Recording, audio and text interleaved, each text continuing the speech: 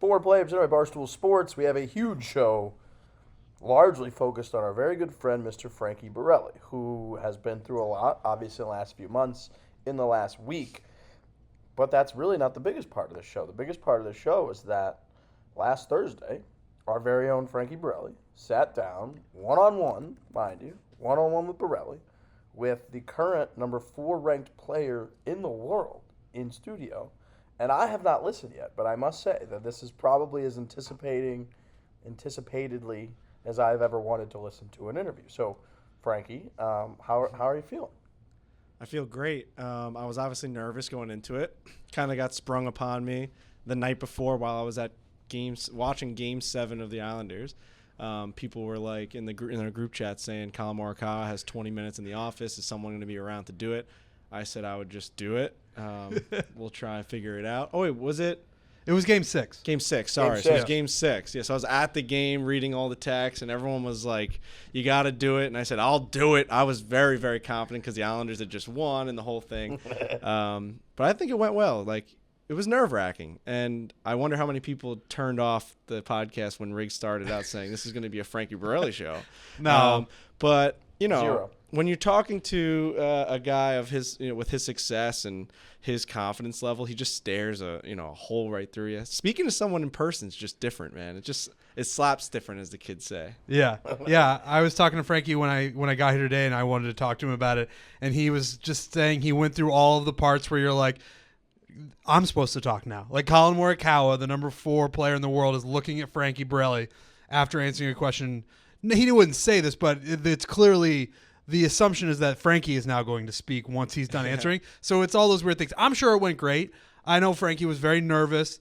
In the group chat, we were like, we're trying to hype him up. But you know how to talk to people. That was the main theme that we were pumping you up with was you know how to speak to people. I speak sometimes too much. I know how to talk. Right. I was nervous, though. There's no denying. You could probably hear a little bit of that in the podcast. As you should be. You should be nervous. We just got done last week talking about how we're fanboys and we're never going to change that nervous, giggly energy when we're around professional golfers and professional athletes and celebrities. And boy, did that just come to fruition the next day after we started talking about that. Yeah. But Colin was awesome. He's a really good guy. I mean, we were even talking after the show and before the show just about life and New York City and pizza, and he messaged me over the weekend about like the pizza spots that I gave him recommendations on. So I think it went well. I think he left here, with a good taste in his mouth. We're not going to talk about anything sexual. I don't know why I said taste in his mouth. He didn't leave. You're the room running down that hill right now. He didn't leave with any sort of taste in his Nobody mouth. was thinking. Nobody was thinking anything sexual. Nobody. He didn't. Good taste in your mouth is very.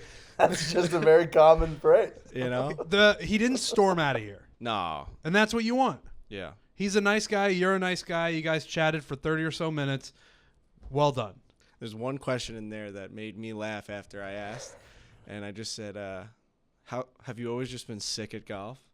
And he looked at me like, "Yeah, man. Like, yeah, I've been pretty good at golf like my whole life." And that's the moment where I was like, "Boy, this is a once in a lifetime type thing I'm doing over here." Because I'm just not. When I was fucking making pizzas at Borelli's, I didn't think I'd be sitting down with fucking Collin Morikawa one-on-one like Joe Rogan, sitting with the lights on us and just with an open mic. I just never was prepared for that. So it's a learning experience, but hopefully everyone enjoys. We'll see. I'm sure I'll get fucking death threats on Twitter. I doubt it. I imagine it went really well. Jake said it went really well. Trent's right. We were like trying to hype you up, but without also like not letting, like making sure that you were just gonna just do you, just be Frankie, like just sit there with Collin Morikawa like you're at a fucking bar or like you guys were waiting for a train together. Like you wouldn't run out of shit to talk about then. So there's no way you'd run out of shit to talk about with Collin Morikawa. So yeah, that's coming out. It was almost like 30 minutes you sat one-on-one with him? We were supposed to do like 10 to 15, and it was about 30, yeah. So we doubled the time that we were given, and it was good. We got some good answers out of him. I did some from the gallery type questions at the end. He answered some, the one that I liked was you take the 4 majors away. Which 4 tournaments are you going to put in as the majors? He really was thinking about them, and it was cool. It was a really cool experience. So, looking forward to the next one. Hopefully I don't have to do another one like that, but we'll see. But now you know that you can. Now I know I can, yeah. Which is huge. Exactly. You cut your chops and you got your reps in with the number 4 ranked player in the world. and he's just like hot right now. You know, he's like got confidence and swagger, and he's a big get. Like it's not, and obviously the 4th ranked player in the world is always going to be a big get, but sometimes like a Harris English can just slip in there, and you're like, whatever, I'll interview this fucking guy. But Collin Morikawa I just got done talking about how he was going to be my favorite player to over the next 5 years to dominate golf. I just said Collin Morikawa is that guy. Dude, he was sitting here with you, and then a few hours later, he went up to 30 Rock and did Jimmy Fallon. He did the Tonight Show. So that's what we're talking about. He can do this show and he can do the Tonight Show. Yeah, he's a big fucking deal. He's a big get. So, Attaboy, Frankie. Attaboy, Frankie. Thank you. Well, I'm excited to listen. Very excited to listen. We've got Owens Mixers, which I'm very excited to drink as well, especially over this coming break, 4th of July week. I imagine a lot of people will be on a little vacation. They'll be doing something fun, maybe on a lake, maybe on a boat, maybe in a backyard, maybe on a golf course. Who knows? But Owens is perfect for whatever you're doing. You want to have a little adult beverage. You want to have yourself a good time, but you want it to be good. You want it to be new. You want it to be well made. You want it to be high quality. That's what you get with Owens Mixers. You pour it in with your favorite liquor, and you're just going to have an awesome cocktail. They got tons of different options, tons of different things that you can make. My favorites, of course, the transfusion. You pour that bad boy in with your vodka of choice. Your Amsterdam vodka is our vodka of choice. But you have an awesome, awesome, awesome golf cocktail. But really, you can drink it anywhere. People love it on the golf course. So go check out Owens. Go to Amazon. Okay, little website, little application called Amazon where they'll just send shit to you. Dude, they'll send it to you in the same day. I don't know necessarily if it's true with transfusions. I'm sure it is. It's going to be at some point if it isn't right now. But I've been ordering stuff because I'm moving soon, and things just show up the next day. Sometimes the same day. And it's really an amazing thing, Amazon, if you haven't heard of it. When they show up the same day, I will say it's almost creepy, where you're like, all right, that was too fast. Like, make me feel a little bit more comfortable that I'm not that easy to get to and that quick to get to. Yeah. But you're right, Trent. They'll do 1-day ship anywhere. You got Amazon Prime in the country, anywhere in the country. 1-day ship. It's perfect for whatever you've got going on. We got Transfusion Thursday coming up, so big thanks to. And they got a bunch of other good flavors. They got the grapefruit lime. They got the mint cucumber and lime. They got margarita. They got all kinds of good stuff. So big thanks to Owens Mixers. All right. And then the other thing about Frankie, before we move on, is of course, my condolences to the New York Islanders. I know it's been 3 or 4 days now, but there was a very good chance that this was the Islanders' year. The Tampa Bay Lightning are clearly Stanley Cup champions. They're dominant, and the Islanders were a fucking goal away in what was one of the better hockey series, NHL series, to watch in recent memory. Unfortunately, your team came up on the wrong side of it. Yeah, it's crushing. It's absolutely crushing. I've been a loser when it comes to my hockey fandom for 27 years. And every year it hurts kind of the same. Even last year, it just felt like a lot of the same shit where you're just like, it's never going to happen to us. And then this year, you really, really thought as an Islander fan that it was our year. Yeah. And I think the players thought it was their year. And I just think like everything was looking like it was going to be that DVD type experience where like at the end of the season you get like that commemorative DVD at the end of the championship, and it's like the storylines and the storybook of the Coliseum's final year and Borelli's, and we're gonna go back on the roof and the cup's gonna come to Borelli's the night of, and it was crazy. But you know, as high as the highs were on the run, as low as the lows were after the loss. So you know, a lot of people coming after me on Twitter, which I obviously asked for because I am a big fan. But it was a fun time, man. It was a really fun time. As a fan of a hockey team and as big of a fan as I was, like, you got to remember, I've been doing this shit since I was fucking like 8 years old. Yeah. I was DP sign kid in section 221, row 8, seat 5 and 6. I'd bring a Rick DiPietro sign to every single hockey game. My dad would drop me off even when I was 20 and 19. Like when I was going to Nassau Community College, I would go to morning skate thanks to skills coach Bernie Cassell would put me on the list, and I would go and watch the opposing team. I'd get like a coffee and I'd sit there and I'd do pre-scout. I'd put on John Tavares' shoes in the locker room. I've done a bunch of crazy shit, and I was a fucking nobody kid at Borelli's doing all this stuff.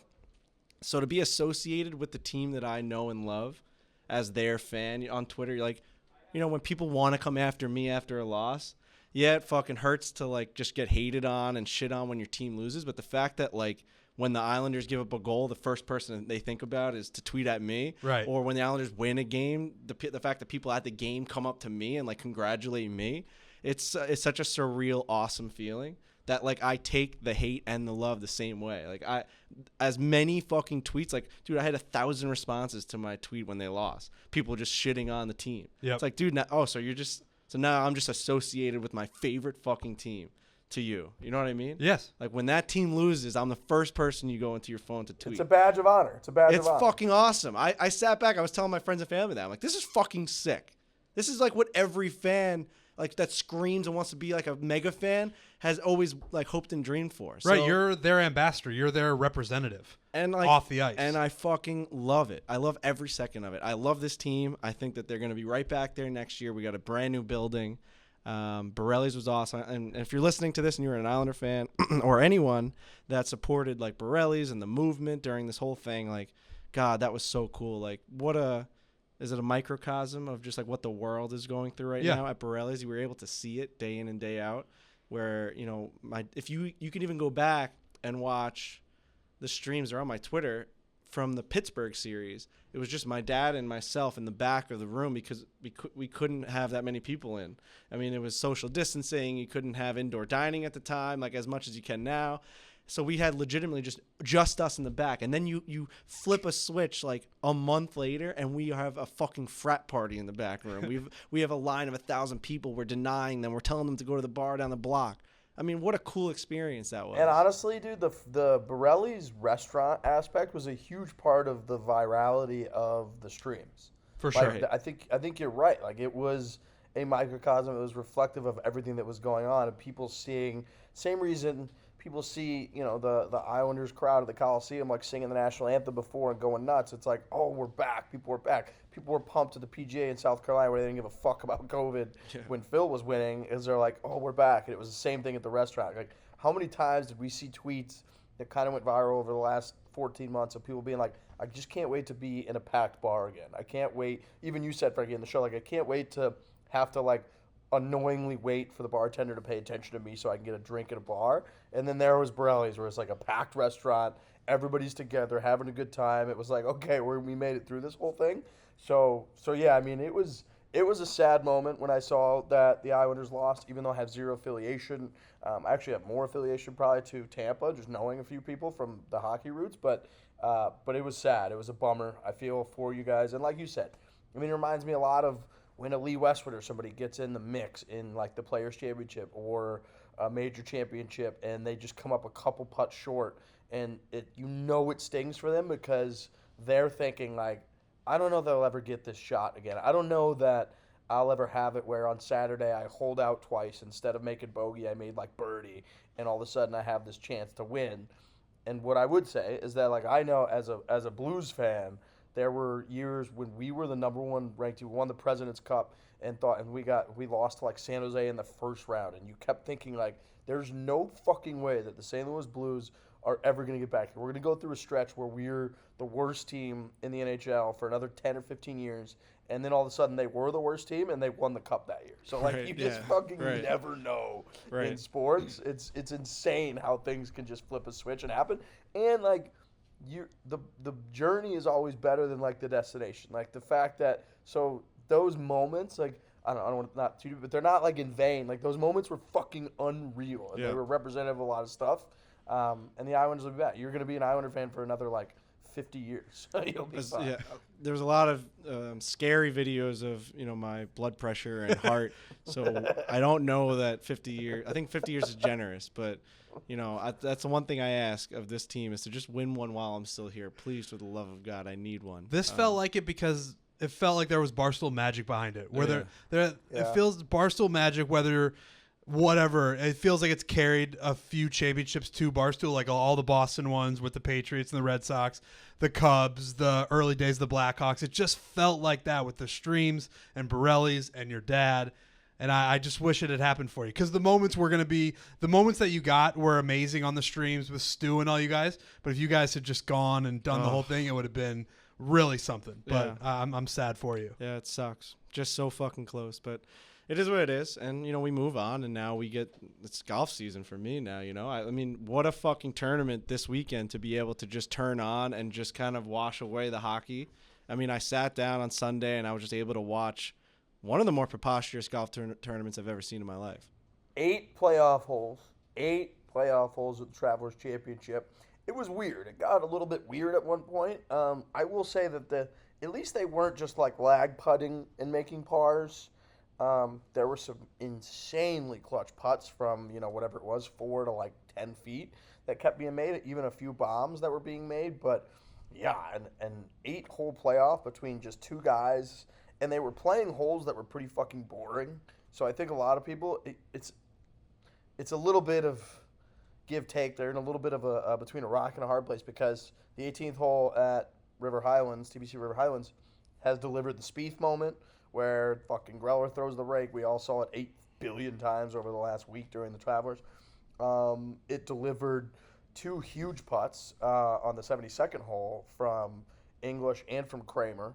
But then it delivered just like a bunch of pars. And everyone's kind of like, all right, man, like we need something. I think it really hurt their case that it was downwind and a front pin, because those guys just couldn't stop it. Like, they were landing wedges right next to the hole. It would bounce 15 feet and then check, and they'd have 15, 20 feet down the hill, and it's just hard to make that. But Harris English ended up, obviously, coming out on top. It was also a weird dynamic. I almost started to feel a little bit awkward, like on the 5th or 6th playoff hole, when the crowd was, like, chanting for Kramer, basically. And then you've got Harris English out there, like, just clearly nobody wanted him to win. And what that must have felt like that's a pretty bizarre dynamic in golf, right? That you don't get in any other sport. Like, it was just kind of weird, I felt like. It was uncomfortable. It was very uncomfortable, because you could see it right through the TV. Everyone, there were like these bros that were drinking all day long.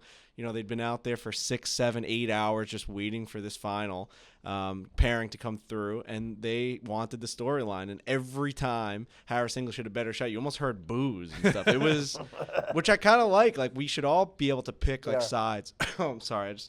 You gonna be okay over there? My body's just been through a lot, man. And Yeah. the throat is just extremely dry. I didn't open that at all. Thank you. The throat's just been through a lot, man.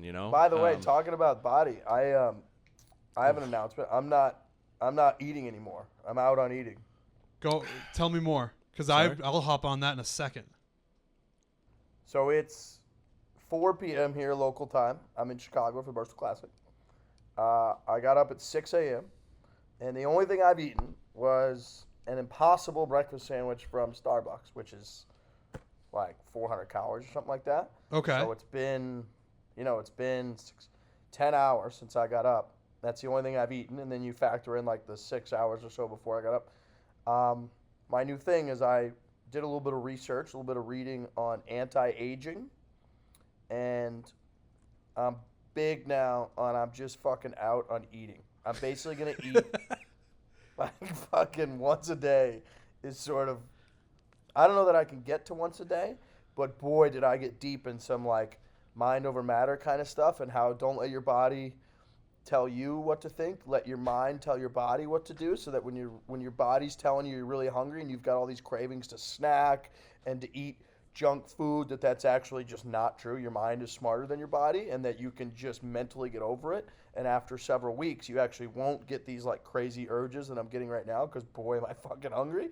But long story short, I'm reading all this stuff on like the most unhealthy thing that leads to all kinds of problems is basically like obesity, and like eating too much and too much crap adds up so much over time, and that your real age is actually based in kind of the health of you, and the way that you can protect all of that is clearly with like a healthier lifestyle, and that you can get to a point where, and this is all based on the fact that like the only reason people like really die is because they get like sick, disease, unhealthy. You don't actually just like die of old age. You die because like you got to a point where you were unhealthy. So that if you're a really healthy person, you will be younger for basically as long as you would like to be. And I know that I eat like a complete child. Yep. And Trying to I defeat want death? to- Is that Yeah, what right. You're dancing around it, but it sounds like you Kind want of, yeah, you kind want of. immortality. You To want a degree, immortality. yes. So if you To a stop degree, eating yes. Impossible Burgers from Starbucks, you will just never die? If you don't get sucked into, and Dave's a pioneer on this, that like breakfast is the most important meal of the day being the biggest scam of all time. There was a couple different things I was reading, a few different like professors in like molecular biology about a lot of this stuff. Feels And like the I'm point talking was, right now.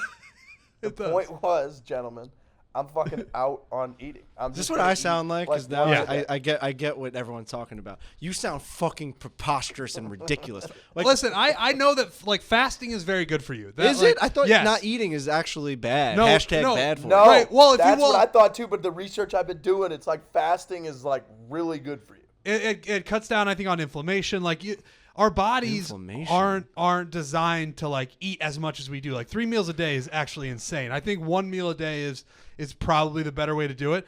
But there are a lot of people that do this that don't speak the way that Riggs is speaking right now, where he is saying he doesn't want to die. The end goal is that he said that the only reason we die is because we get sick, we get disease, and the only reason we get sick and get disease is because we eat like shit. Hence, if he doesn't eat like shit, he will not get sick, will not get disease, and he will never die. I will say, That's basically the formula. There's got to be an inaccuracy in there somewhere, because some people just get really, really old and they die. Like if you stick to the 1 meal thing for the next 50 years, you're not going to look just the way you look right now. Your body's going to age. Remember that old bitch that put all the fucking raisins in rum and she lived until she was like 120 or something? I don't shit like remember that? her. She ate like 15 raisins and she'd like soak them in rum every single day and she'd eat these raisins. It is always funny when they ask the oldest person in the world, like, how'd you do it? What's the secret? They're like, I drink 15 Coca-Colas a day. And it's like, all right. Bro, if you're going to tell me that I have to fast and eat healthy and I'll live until I'm 88, or I get to eat all the shit I want in the rest of the world and I'll live until I'm 79, give me the fucking McDonald's. But here was the difference, Frankie. The difference in, again, all this stuff. And I understand how crazy I sound right now. I need to shore up, tighten up a little bit on the research so that I can articulate this better to you fellas. But the point was that if you do X, Y, and Z, which doesn't have to be crazy, like the fasting and stuff stinks right now. I don't even think you have to eat like a saint. You have to eat like a health nut. You just got to eat like relatively consciously and then do the fasting thing. It's not necessarily that like, oh, you instead of dying at 88, or instead of dying at 79, you'll just die at 8. But it's that your life from like 50 or 55 until like 90, 95, you'll be like an extremely vibrant, healthy person. Significantly more likely. Obviously, nothing's a guarantee. But I also, in my family, I have a history of like heart disease. And so you're like 40% less likely to get heart disease, like 40% less likely to get cancer and all this stuff if you're, in a certain shape and whatever, which I know I'm not in because I eat literally like a child. And if you do just simple things like don't eat within a few hours of going to bed, which I just stuff myself and then pass out. Yep. So I'm trying to, again, I'm just on a no eating train now. I'm just fucking out on eating. The only thing I've had today is an Impossible breakfast sandwich from Starbucks. I skipped lunch. There was lunch everywhere. People were having fucking hot dogs, burgers. It was smelling amazing. No lunch for me. I'm going to eat a nice dinner. I mean, I don't think you have to be super guru, healthy, whatever, but like a reasonably healthy dinner. And I'm going to go to bed, and I'm just going to keep doing this for the rest of my life, Frankie. You're going to run out of energy, no? Like, don't you need food and protein and Calories.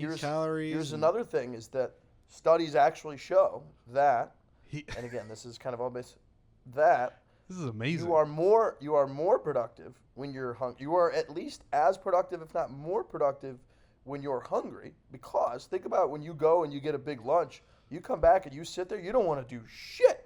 You just want to fucking sit on your ass. You're tired. You're groggy. Whereas when you're hungry, you're like alert. And a lot of this goes back, my friends, to when we were at our strongest, when like we were like fucking apes running around and shit.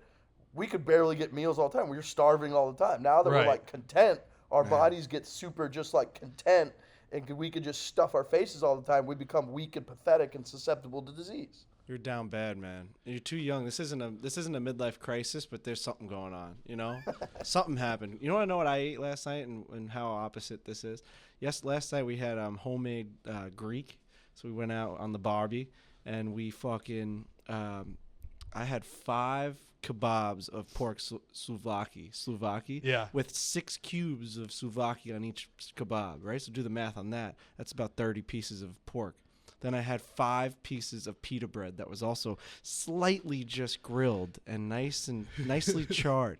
Then after all that fucking happened, I could barely breathe. We had angel food cake. Have you ever had angel food cake? Of course. It's the best. I don't know what that is. Oh my god. It's spongy Spongy cake. Delicious. And you know what I threw on there? I threw on fucking Cool Whip. Yeah, you I threw on did. Cool Whip, and I did fucking strawberries, and then the Cool Whip wasn't enough. I got actual like icing to put on there.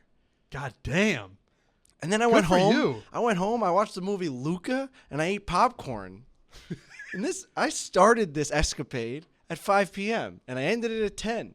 So my body was just put into a fucking sleeper hole. Yeah, you're doing Just like, I'm gonna fucking kill you. You and Riggs are living opposite lives right now. I just Look, fucking killed I'm one day myself into last it, night. So I don't Yeah. want to be. I'm not trying to claim that I'm on some incredible. I'm one day into it, but I think the lesson that I seem to be learning is that start and get ahead of it before it's too late, and you can build simple things into your lifestyle that actually have a huge difference in the long run. You are very much talking like a guy who's one day into it.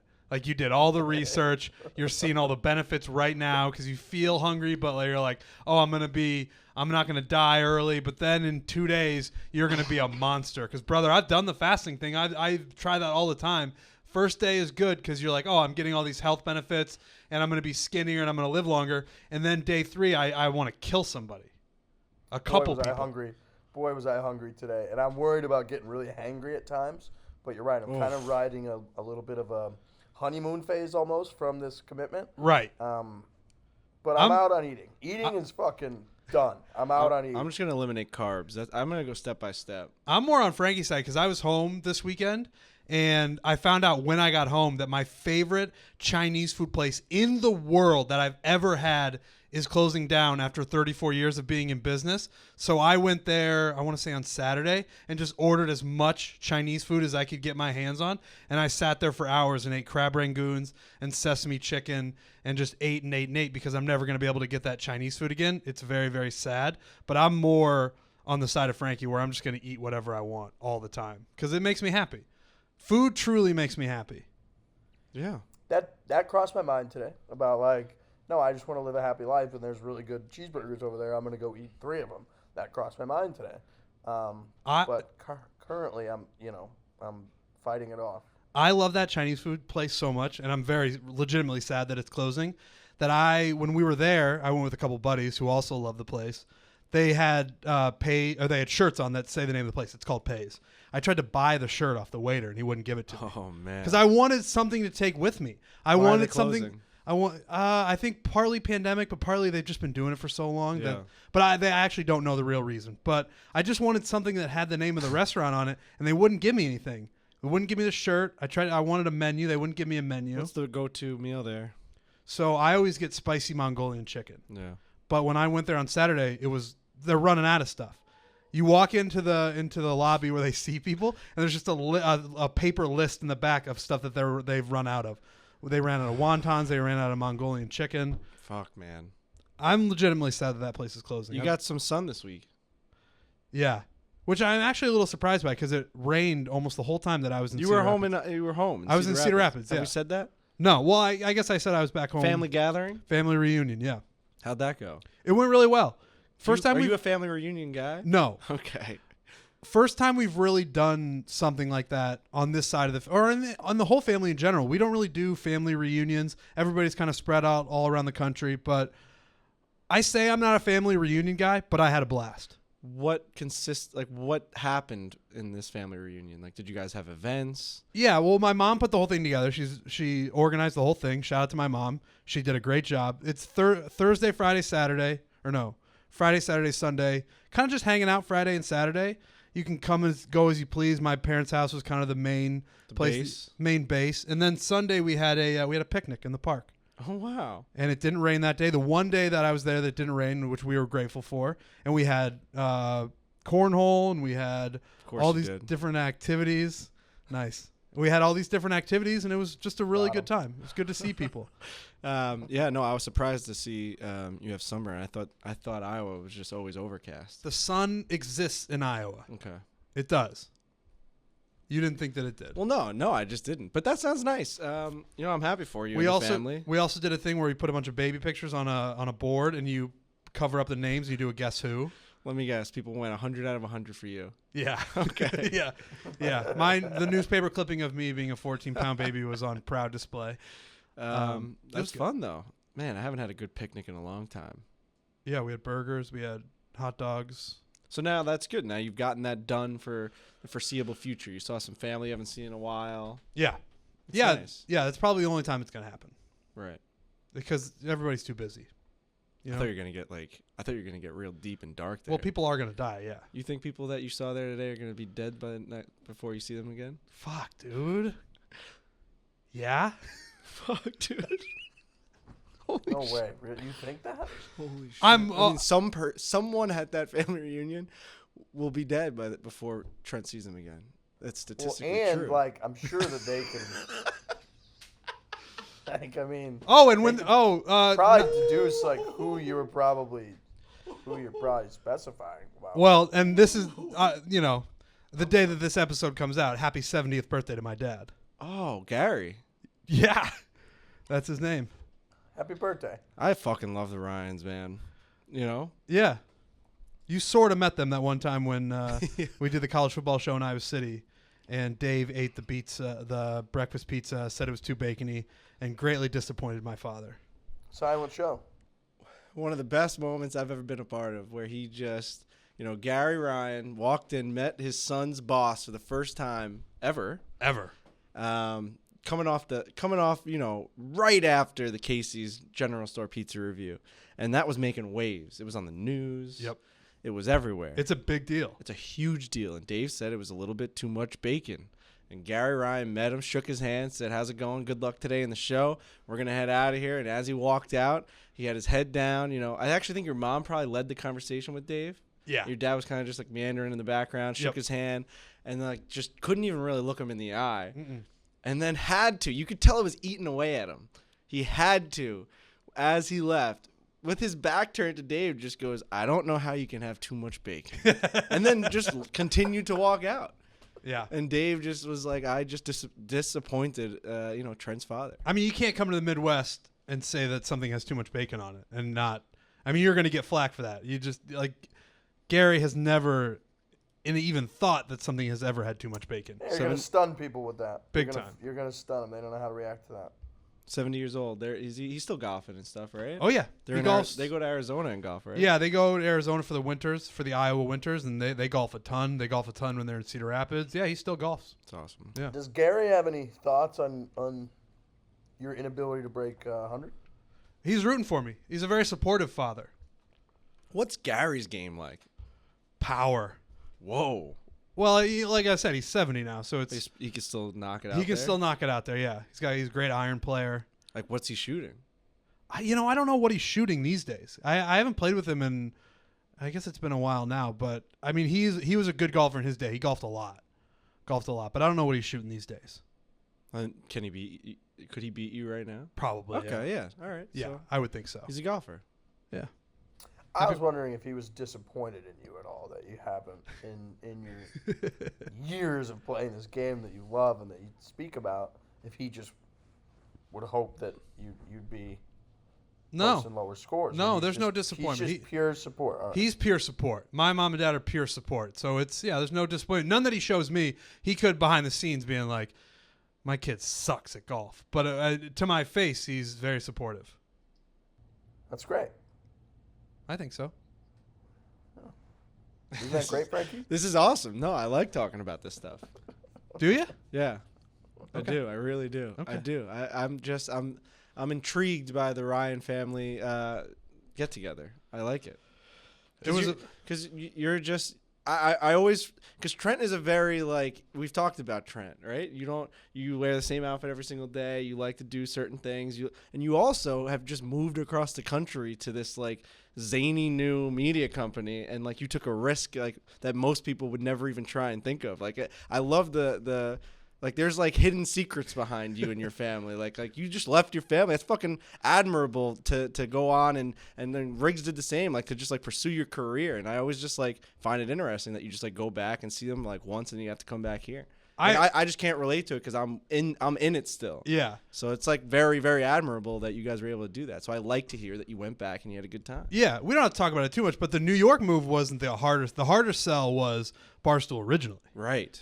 When I first got hired. Breaking out of like a legitimate job. Because I had gone back to school. Right. And I had one semester left, and I was cooking on it, and we're like, oh, I'm going to get this degree, and then my life's going to be great. And then with one semester left, 12 credits, I came to them and said, hey, I want to work for this media company, Barstool Sports. And they were like, what are you talking about? What is this? That was the way harder sell. By the time New York rolled around, they had realized that it's a thing. Right. They don't totally still understand it, or like they don't follow a ton of it or whatever, but they knew that it was a thing that was a viable job option. But the original pitch was the harder one for sure. Yeah. At that point, you were just in your apartment and a laptop. It's like, I'm going to do this thing from here, and I'm going to talk about boobs and coffee. Right. And now, and now they're like they know. That was a Trent series. That's true. I think that was when I was a Trent fan. Daily blog from Trent. Boobs and coffee. But now, like Dave, How'd you find those pictures? But now, like Dave has gotten so big that How'd like you that find my those pictures? my parents' friends find those know pictures? about all this stuff. How'd you find all those pictures of all those boobs and coffees? I got a place. Every day, this guy found a new picture of a set of boobs and coffee. I got a spot. What a world the internet is, man. That's good work. That's just really good work. That's a blast from the past. Dude. Fucking blast from the past, man. I used to just be like, "What's this post about?" You know, I'd like. You'd be at work and you just like kind of look at it. You'd have to click here for the full image. Yeah. Oh yeah, because you can't put boobs on BarstoolSports.com. No. Not like exposed Put a breasts. link though. Yeah, you can. And I did it every morning. I woke up, put the coffee on, rub my eyes, and it's like, let's find some boobs and with some coffee next to it. This place is really something, man. This place is really something. But yeah, to put a bow on it, my trip back to Iowa was fantastic. I love it. Always great to see my family. I hope no one dies. I'm sorry about that. It's just kind of what happens. But I also hope that. We were talking about death so much with this fucking guy. Right. I'll I'm trying to fucking tell him to stop eating. I'll put all my. Yeah, you're not telling my family to stop eating. That's just not going to happen. Do you have a big family, Trent? There were. I don't know what's big and what's small like in comparison to other families, but there were 35 people at this family reunion. That's good. Is that That's good? a good size, I feel like. Yeah. Yeah, there were about 35 people there. It was fun. It's just it's very Midwestern to have a big family. You got people your age at this thing, like yes. So you have a good family, like in that aspect. I got a bunch of cousins that are similar age to me. Cool. So that's always really fun. Talk some Hawkeyes basketball with them. Yeah. Nice. Yeah, it was a good time. You know what else? Had to have been part of the discussion. Yeah. Yeah. Of course. Good. R.I.P. Pays. That's the name of the Chinese restaurant that's going away. Jeez. I'm gonna miss it forever. Sad. That's whenever I go home, it's like Mizzou basketball is the big talk of the town. Mizzou basketball and Mizzou football. That's all people want to talk about at the family reunions as well. Yep. Which is fair. That's just kind of what people do in that part of the country. I have a huge family, so that's kind of why I asked. My mom's one of 12 kids. Wow. And my dad's one of 6 kids. Yep. So we have both family reunions are just massive. Bunny rabbits. Big time. Big time. One of 12? That's a big number. One of 12 kids. And How do you take care of 12 kids? Like, how do you even manage their lives? How do you know that kid 6 is doing well or like growing up correctly? You know what I mean? How the fuck do you manage all that? I think you don't know. You would be able to speak to it more, but I honestly think you just don't know. Dude, it's like my mom's siblings are all really, really cool, and like going to their family reunions are very fun. Like, you know, the majority of them are married with kids who are obviously like my cousins now, and they're cool and they have kids. So it's a massive thing. But you're right, it's like an incredibly impressive accomplishment to raise 12 kids and have them be like normal. It's actually unbelievable. But I think like my mom's parents were great. They're very cool, and you know they would cook and have like huge kind of dinners at the house. I'm sure it was just chaos. My mom's probably listening right now, laughing out loud. But like I said, like hanging out with my aunts and uncles, like on my mom's side, they're all Very cool. They're still close. They love getting together. They go up to like Mizzou football game once a year. Like that's like their squad. They fucking hang out, and they're a deep squad. Like my mom's family rolls deep. Seriously, when they go out. What's the amount of money it costs to get 12 kids like through life too? It's crazy. Hats off to them. My goodness, 12. Boy, I'd tie the tubes real quick after 4 or 5. Once it becomes a problem, it's like, man, this is not stopping. Right, like even 4 or 5 seems unmanageable. Spit a little bit, yeah. 12 is a lot. Yeah. Well, then, like, think about this. My dad's one of 6 kids, and we just kind of, like, scoff at that. We're like, oh, like 6, that's fine. Half. 6 is outrageous. Outrageous.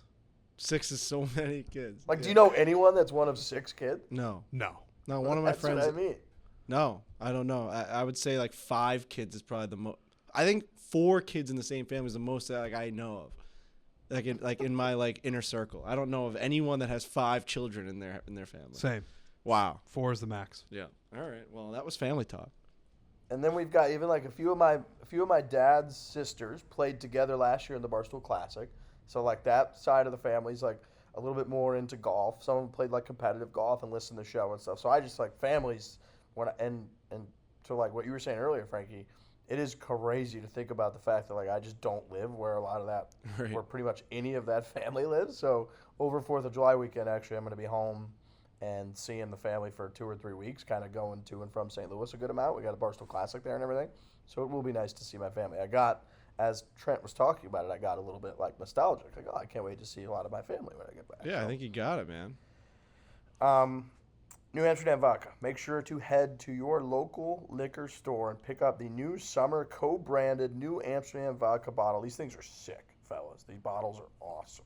Yes. They got cool. They got the little logos all over them, Yep. red, white, and blue. It's a beautiful bottle. Beautiful bottle. It's a showstopper. You walk into your party, you walk into your day drink, your darty, as we like to call it here at Barstool Sports on Saturdays. We love darties. You walk into a darty with that thing, my goodness. I mean, it's a showstopper. It's a beautiful bottle. You're going to get the oohs, you're going to get the ahs, and it's New Amsterdam, so you know it's a good product. It is. It's very, very good. It's very cool. The same extra smooth 80 proof vodka now with the custom Barstool labels, as the fellas mentioned, made from some of the finest quality grains from America's heartland, New Amsterdam vodka. It's 5 times distilled for unparalleled smoothness, then filtered 3 times for a clean, crisp finish. You put it in with your transfusions. It's a great cocktail, and the vodka's really, really good. It's smooth. It's great. New Amsterdam vodka, the official vodka of Barstool Sports. Okay. Kevin Kisner this week. We talked a little bit about the playoff. Playoff, I think they should have just gone to the 15th hole. Probably would have been cool. That drivable par 4 where like Bubba hit it in the water, and you saw all kinds of different scores. That probably would have yielded a bit of a quicker result. But all in all, I wanted to say like the Travelers Championship is sneaky, just delivers all the time. It's got a great field. That course is 6,900 yards, I think they play it at, and the winners were 13 under. Like, that's amazing. Like, Gary Woodland was 13 under when he won the U.S. Open at Pebble Beach a couple of years ago. Like, 13 under is nothing for how good those guys are for that to be the winning score. So the course holds up. They're obviously up in New England where the PGA Tour doesn't come very often, so the fans are really into it. And you get a lot of really, really good results. You obviously had the Spieth thing. You had the playoff. Like, yeah, that. So, just kind of a shout-out to the Travelers Championship, which Trent and I have been to before. Yeah, we did. We went and followed Keegan Bradley around. Keegan's Army? That's what the shirt said, right? I think, yeah. Keegan's Army. Keegan's Army. Yeah, and then he was very nice. He tweeted us after his round, one of the days, I forget which day it was, and he said, "Hey, come meet me around with the Army and we'll all take a picture." And that picture exists somewhere, and we all look very nice. Keegan was like Moses parting the Red Sea, like moving fans out of the way to come find us and take a picture with the Army that followed him. And it started with like Renner's Army originally, when Jim Renner, who was a Massachusetts guy, big stoolie, who was playing. But then there was like a year, I think, when he just wasn't there. He just didn't make it to the Travelers. That Dave and company picked Keegan because he's a New England guy, and then we went up and followed Keegan. So been to the tournament, very, very, very good tournament. Great for the area, great for Connecticut, and it delivered a phenomenal result. Our guy Kevin Kisner tied for 5th. $253,820 Kiz takes home. Hashtag Till Gang. That was We did the quite same stunning. whistle, and then we did the same point.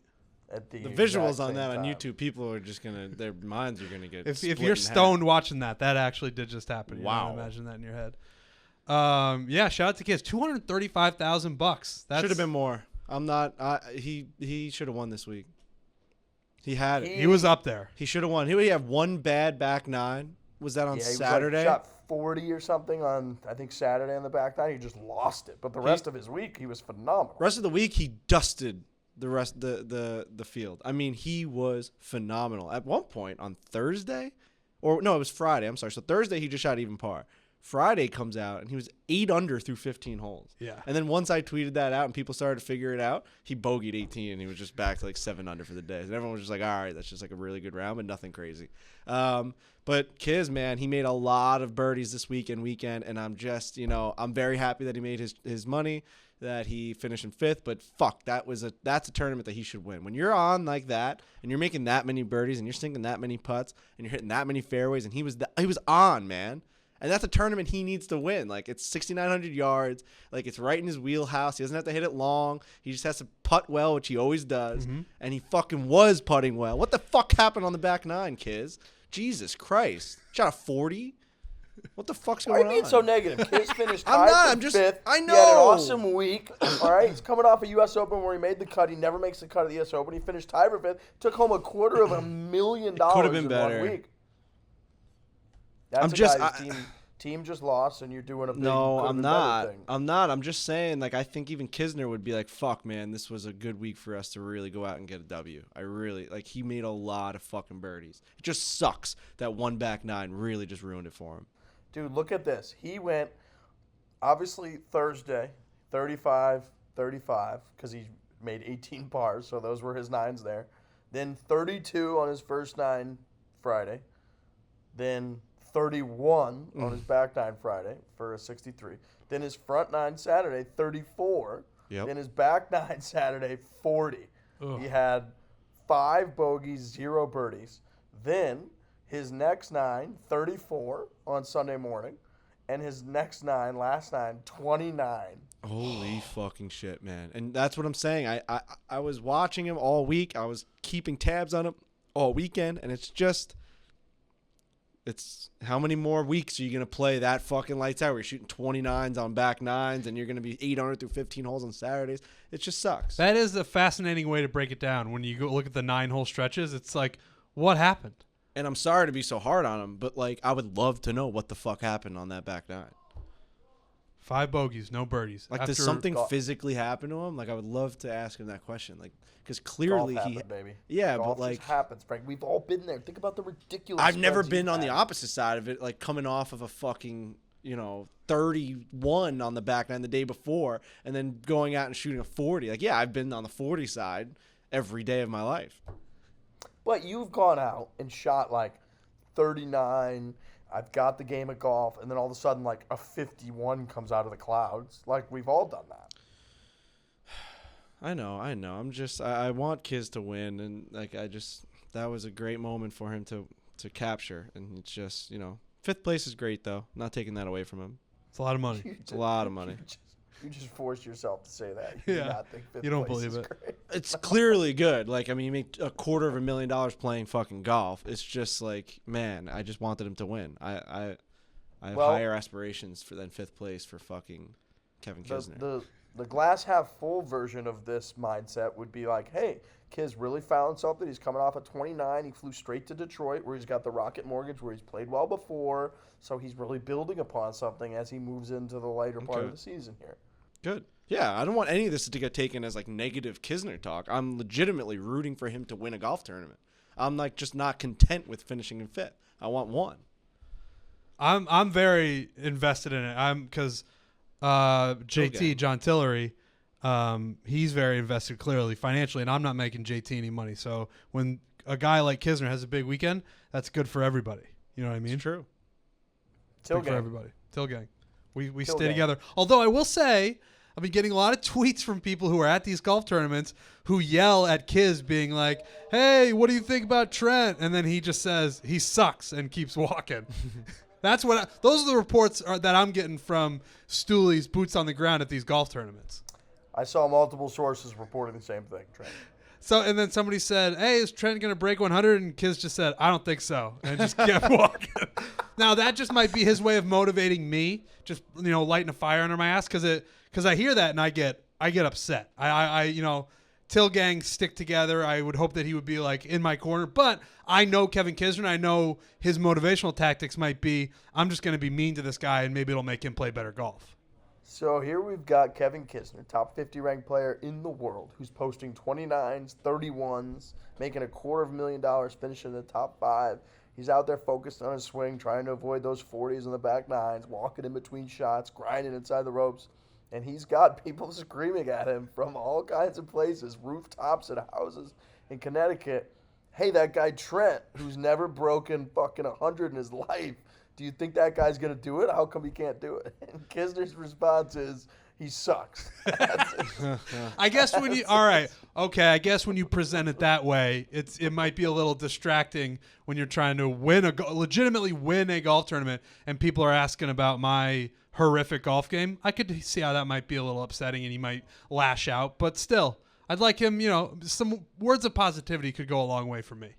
All right. Speaking of Till Gang, there's another little Till Gang member who made some news last week that we didn't really talk about. People kind of brushed over this, but Ricky Fowler had a few comments. He's a big Rocket Mortgage guy, and he had did a little presser for the tournament coming up this week, and they asked him a little bit about Tiger Woods.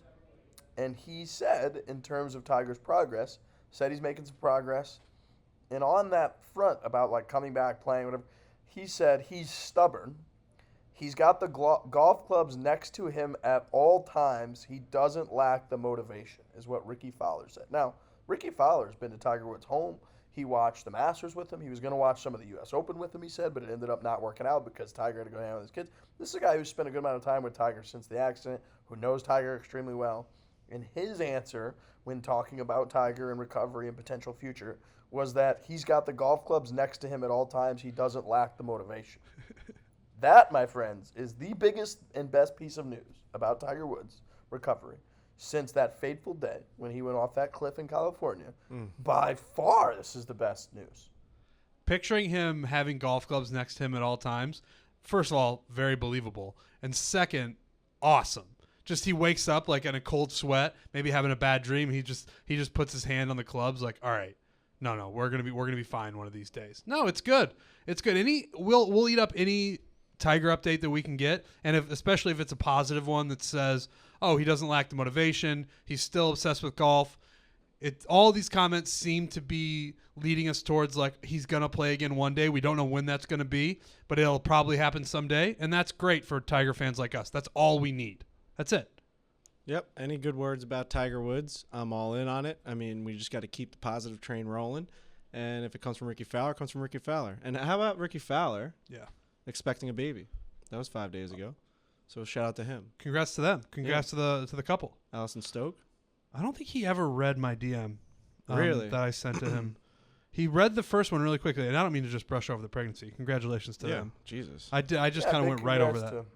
Yeah. Well, I mean, you don't like babies, it sounds like. Hashtag girl dad. I did have the opportunity to hold a baby this weekend, and I passed it up. You just said no thanks? How'd that go? Well, I didn't say no thanks, but there's a clear, like, there was a baby there, and everyone was kind of taking their turns holding it, and it's a very cute baby. I have nothing against babies, but, like, I just kind of moved out of the line of people that were going to hold the baby. Right. You know what I mean? Yeah. Would you hold a baby? baby Or something? Would you hold a baby if presented the opportunity, Frankie? It depends on who the baby is, but like if it's a family member baby, I'd probably hold the baby. Yeah. I would hold the baby. Yeah. I've held babies before. Have you? Yes. When's the last time you held sound a like baby? you have. It's been a long time. It's been a very long time. And I have nothing against holding a baby. I was just like, I'm just going to get out of the rotation. Babies are so weird. Just like Ricky Fowler has still not looked at my DM. Just birth in general is just fucking strange, man. Here we go. See, Riggs, this is what you sound like with. No, it's just fucking weird, man. The immortality argument. You ever just look at like a pregnant woman and just be like, there's a human being inside of you? Just like It's a beautiful thing. It's crazy. It's fucking preposterous. You see this strong, beautiful, pregnant woman one day, and the next day she's got a baby in her hand, and she's got no fucking belly anymore. Like, what the fuck just happened? Where'd that thing come from? It's crazy. That's the human race. Boy, is it scary. Reproduction, baby. Gotta have it.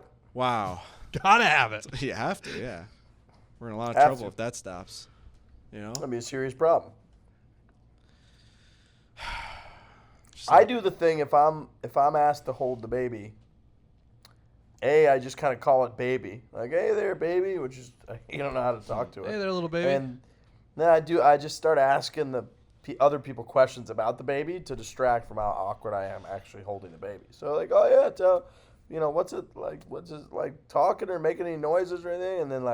And then just move it along. Because but I don't think I would have like what it takes to actually hold it for an extended period of time. Because there is a right and wrong way to hold a baby, and they'll tell you about it if you're doing it wrong. Hold the neck. You got to position the head right. Right. Make sure everything's stable. Yep. Yeah. So I was just like, I'm just like not prepared. Have you ever this gotten moment. handed a baby and they put the whole, you know that they have like these little pillows now that allow you to hold the baby easier? No. You'll sit down. I've held like my niece and nephew. You finally go and meet them and they put you in this chair and then they put this thing around you. I forget the name of it, but it's basically just like a little pillow and it allows you to kind of just rest the baby on it. That sounds nice. Yeah, it's nice. Makes it easier. Makes it a lot easier. Basically like forms your arms in the way that you're explaining. If I had one of those, I would have held the yeah, baby. but it's a whole process. You got to sit down. They got to go get the thing. It's like, oh, I'm about to hold a baby. I'm right already now. gone. Yeah, seriously. I'm already out of the house. Trent, just sit in that chair. We're going to go get the little swaddler and you just fucking dart for I'm the like fucking offering to bacon. go run and get chips Yeah, or something at the seriously. store. Well, yeah, I actually saw a baby recently, and someone said, no, someone was like, oh, like how, like the baby was 48 hours old, basically, or like 72 hours old. And someone's like, oh, like how is he?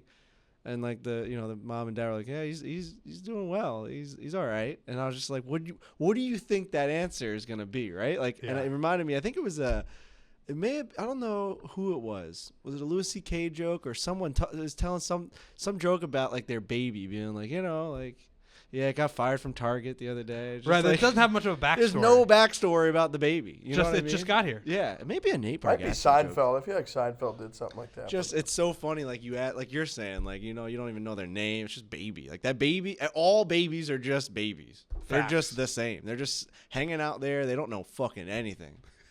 They don't know fucking anything. It's true. All right. Women's golf. Nelly Korda, absolutely dominating right now. I was actually watching this way over the Travelers Championship yesterday. Traveling all day on my flight. You can only watch, obviously, one TV at a time, which was nice that I had TV on the flight. Shout out to Delta. But was watching this. Nelly Korda's just been on an absolute tear lately. She was 25 under par at the Meyer Classic last week.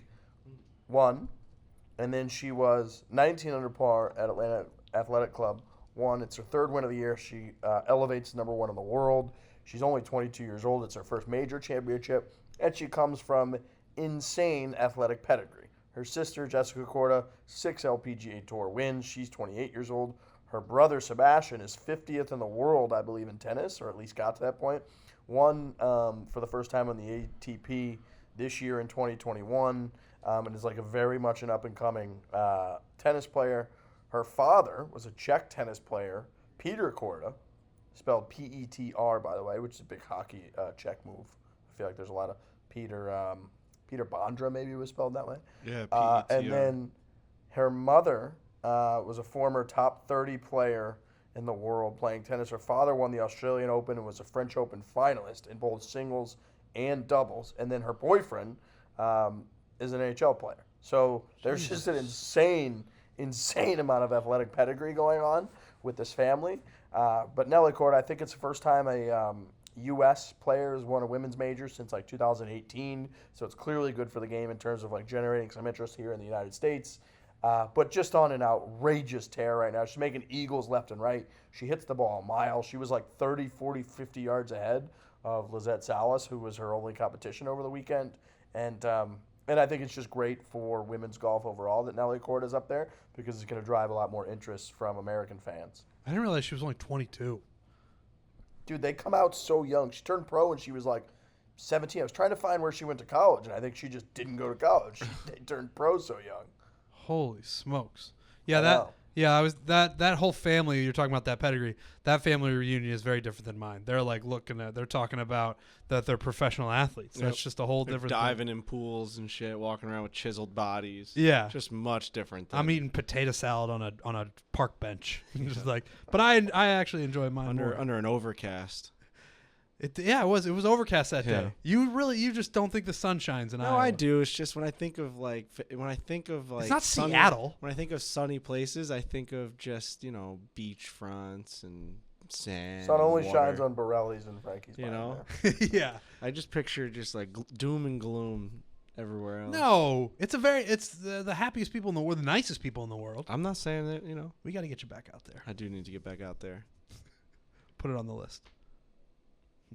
Shout was a out. lot That's all. I mean, that's crazy. How young she is. I mean, like you're saying, it's one of the more the fact that women's golf is that young. I don't know how. What do you think the reasoning behind that is? The fact that these girls are able to just like dominate at the ages of like 18 and 19 years old, as opposed to like male sports. It's much later the development.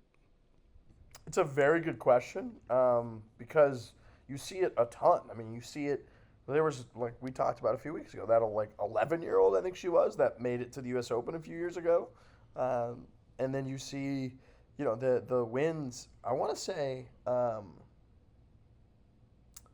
somebody won at the age of like 15 or something like that on the LPGA Tour. And when you look at that, you're just like, how could that possibly happen? Because no way, like you're saying, in men's sports do you see that. So I don't really know. How about the girl why. Coco in tennis? She was like 14 years old in the U.S. Open. And like she was playing Wimbledon and shit. Like I'm looking at her right now. She's 17. She's been on the scene for like 3 or 4 years. Well, that's what's so bizarre about it is that like when you see these and like Lydia Ko, I want to say, has been pro. She's only like what 20, 21 or something. I feel like Lydia Ko is like she's really young, and she's been on the scene for ever. So Lydia Ko is 24, and she has been a professional golfer since 2013. Oh. She's 24. Yeah, 16. That just goes to show that like girls have just much more competition at earlier ages. Like playing like middle school, high school golf for them must just be a nightmare, as opposed to like guys have a little bit more time to develop their game, right? Like if you're not firing on all cylinders by the age of 15 in the women's sports, you're done. It's over. Life has passed you by. I mean, if you're a tennis player, Coco already has you beat. If you're 16 years old, just finding your rhythm, Coco's been playing in Wimbledon for 2 years. That's preposterous. I think it's the third time I've said that word today. Preposterous? Yeah. That's okay. Someone said it to me out there before about, one of the guys had the facial hair. Nick and KB, they're doing a buffet of bits. Yeah. And the word that people were using about their facial hair was preposterous. He just latched on. Just went right back into my head, It happens. Bummer. But anyways, amazing work by Nelly Korda. It'll be fun to watch. And I think like one thing about the women's golf game that I think everybody knows but nobody really talks about is that it has lost a ton of interest in the United States over the last 5-10 years because there's so much international domination. And the only reason for that is simply like you root for your country. You root for people that like you relate to, that have similar like cultural interests to you. And when that gets more distant, it becomes harder to be emotionally attached and excited about certain players if you don't really relate or understand those players as much. And I think it's hurt in the United States, especially the interest in the women's game, that there haven't been a ton of like dominant American female players in the last 5-10 years. And like I said, it's been, I think, since like Stacey Lewis several years ago, since an American player has risen to number 1 in the world. And now Nelly Korda is number 1 in the world. It's been since 2018, 3 years since an American female has won a major in the LPGA. Now she's won a major. So I think it'll be overall very, very good for the interest for women's golf in the United States of America. That Nelly Korda is playing well and dominating the game because it's someone culturally and just being from the same country, seeing that American flag next to her name, that American fans are going to root for. Totally agree. Yeah, makes sense. It really does make sense. It's been utter domination, like you're saying, and the fact that now we have like our person. It is our person. That's like our country. That's our countrywoman. I was gonna say countryman. Countrywoman, and we're gonna rally behind her. Like, it is fun to see that American flag next to it because you need the disparity on the leaderboard. You need to be able to. You need an American up there to represent the country to play. It does lose interest when it's the same people winning all over and over and over again, or the same countries winning over and over again. It just becomes stale. Yeah, and look at tennis, like even like men's tennis, for example. Like men's tennis, I feel like interest has gone way downhill in the last 30 or 40 years. It used to be way bigger. My dad talks about it all the time. Like tennis used to be bigger than golf. Like people used to go nuts for tennis, but they also had a ton of American guys like battling against each other all the time. And now for our entire generation, like ever since Andre Agassi, we haven't really had an American that has dominated and been huge on the male tennis scene, and therefore, men's tennis hasn't been as exciting. Like Pete Sampras, Andre Agassi going at it, but now you've got Federer and Nadal and Djokovic, who none of them are American. It just it's harder to like latch on to the excitement. So, long story short, I think this if Nelly Korda continues to dominate, I think it'll generate a lot more interest from the average American sports fan in women's golf, which will be very, very good for the game as a whole going forward. So congrats to her. She seems awesome. Her and her sister Jessica submitted a video for the LTP. So like maybe hopefully at some point we get them on. But heard nothing but good things. Super athletic family. So there's a lot of pedigree there. And she's just completely dominating the game right now, which is awesome. Cross Country Mortgage is also dominating the game. They are a people-first group of people. They are dedicated to the fundamentals of mortgage lending, which results in a fast, convenient, and less stressful home financing or refinancing experience. The rates, my friends, are unbelievably low. Don't pay the bank more money than you need to. Cross Country Mortgage, our friends over there, are going to make it simple to figure out how much you can save on a monthly basis over the life of your loan. The numbers can be staggering. If you've already got and you haven't refinanced your loan for years, they can save you thousands, maybe tens of thousands, maybe hundreds of thousands, okay? Hundreds of thousands. So take the time, go check out Cross Country Mortgage. Go to crosscountrymortgage.com/barstool to learn more about your future home buying experience or refinance your current mortgage.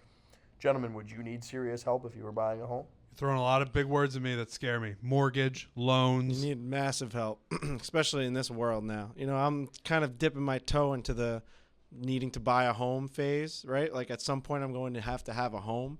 And because you live with your parents. Yeah, currently live with my parents, was living in the city, and then the pandemic hit, went back with my parents, and now can no longer do that or am reaching the point of no return of being able to do that. Who's more stressed about that, you or like who's more fed up in that house, you or your parents? Probably me at this point. Okay. Yeah, I think my mom and dad would take me in until I'm 80. True, they're very great and sweet people. They do not care one bit. But I just need a home. I need a home. Yeah. Frankie needs a home. I need to be able to do my Cross Country Mortgage. Cross Country Mortgage needs to help me out. I need to talk someone over there. We got to get some stuff going. We got to get some balls moving.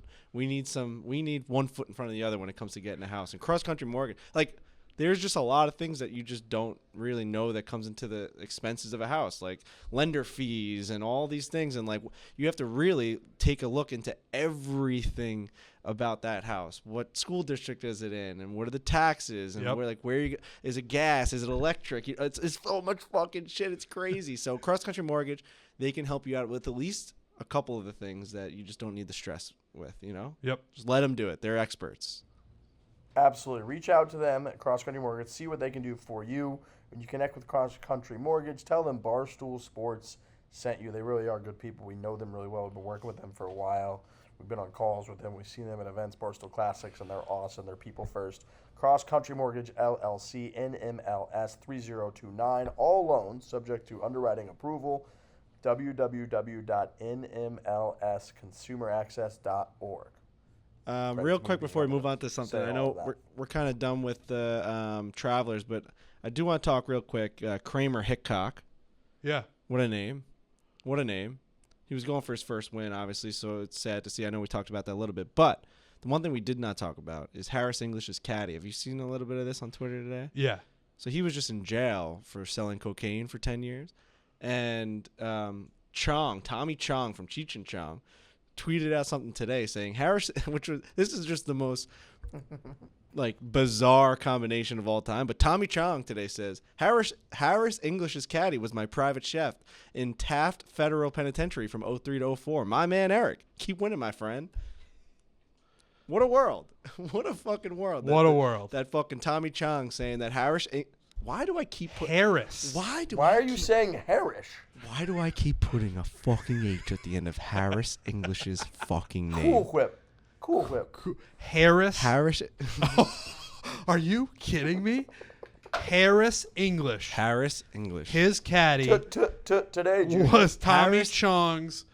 What was it? Harris English's caddy was my private chef in Still, Taft. I was dude. saying it with like an Still, English dude. accent. Dude, too. You were like, Harris. You and I were talking before the show about how I thought his name sounds European because Harris English. and that's how we were saying it before, and I think it might have gotten into your brain Harris somehow. English. Okay. Harris English. Harris English. Harry. Dude, I just can't do it, man. I guess because English ends with the ISS. Dude, what's going on? It's been a long couple weeks for you, couple months for you. The brain is just broken. fried. The brain is fried. ISS. What the fuck is an ISS? Dude, all I want to What's say the capital of France? What's the capital of France? is Paris. Okay. Harris. Yep. English. I know, it's just it's the combination. All right. So Riggs and I are just gonna take this. So, Yo, I legitimately can't fucking do it. What did I just say there? I don't know, man. Combination. Wow. Guys, I'm down bad right now.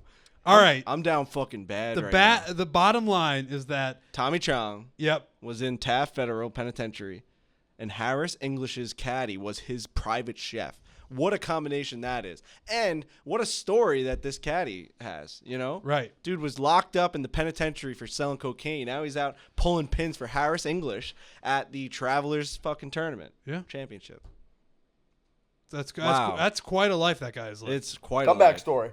Big time You comeback think? story. I saw one of the articles was like trying to make a comparison between Harris English's. Now I'm on a roll. Harris English's, he had to take it. So he's had some time away from the winning in his career, and his caddy has had some time away from freedom. Someone said it was a very far reach to compare the two. And someone was legitimately making the connection there. Yeah, they say that they both have something in common where Harris English has had some struggles in his life on the golf course, reaching the top again, and his caddy has had some struggles selling cocaine and getting locked up for 10 years. So they both have that bonding experience of comeback stories and reaching the top. Yeah.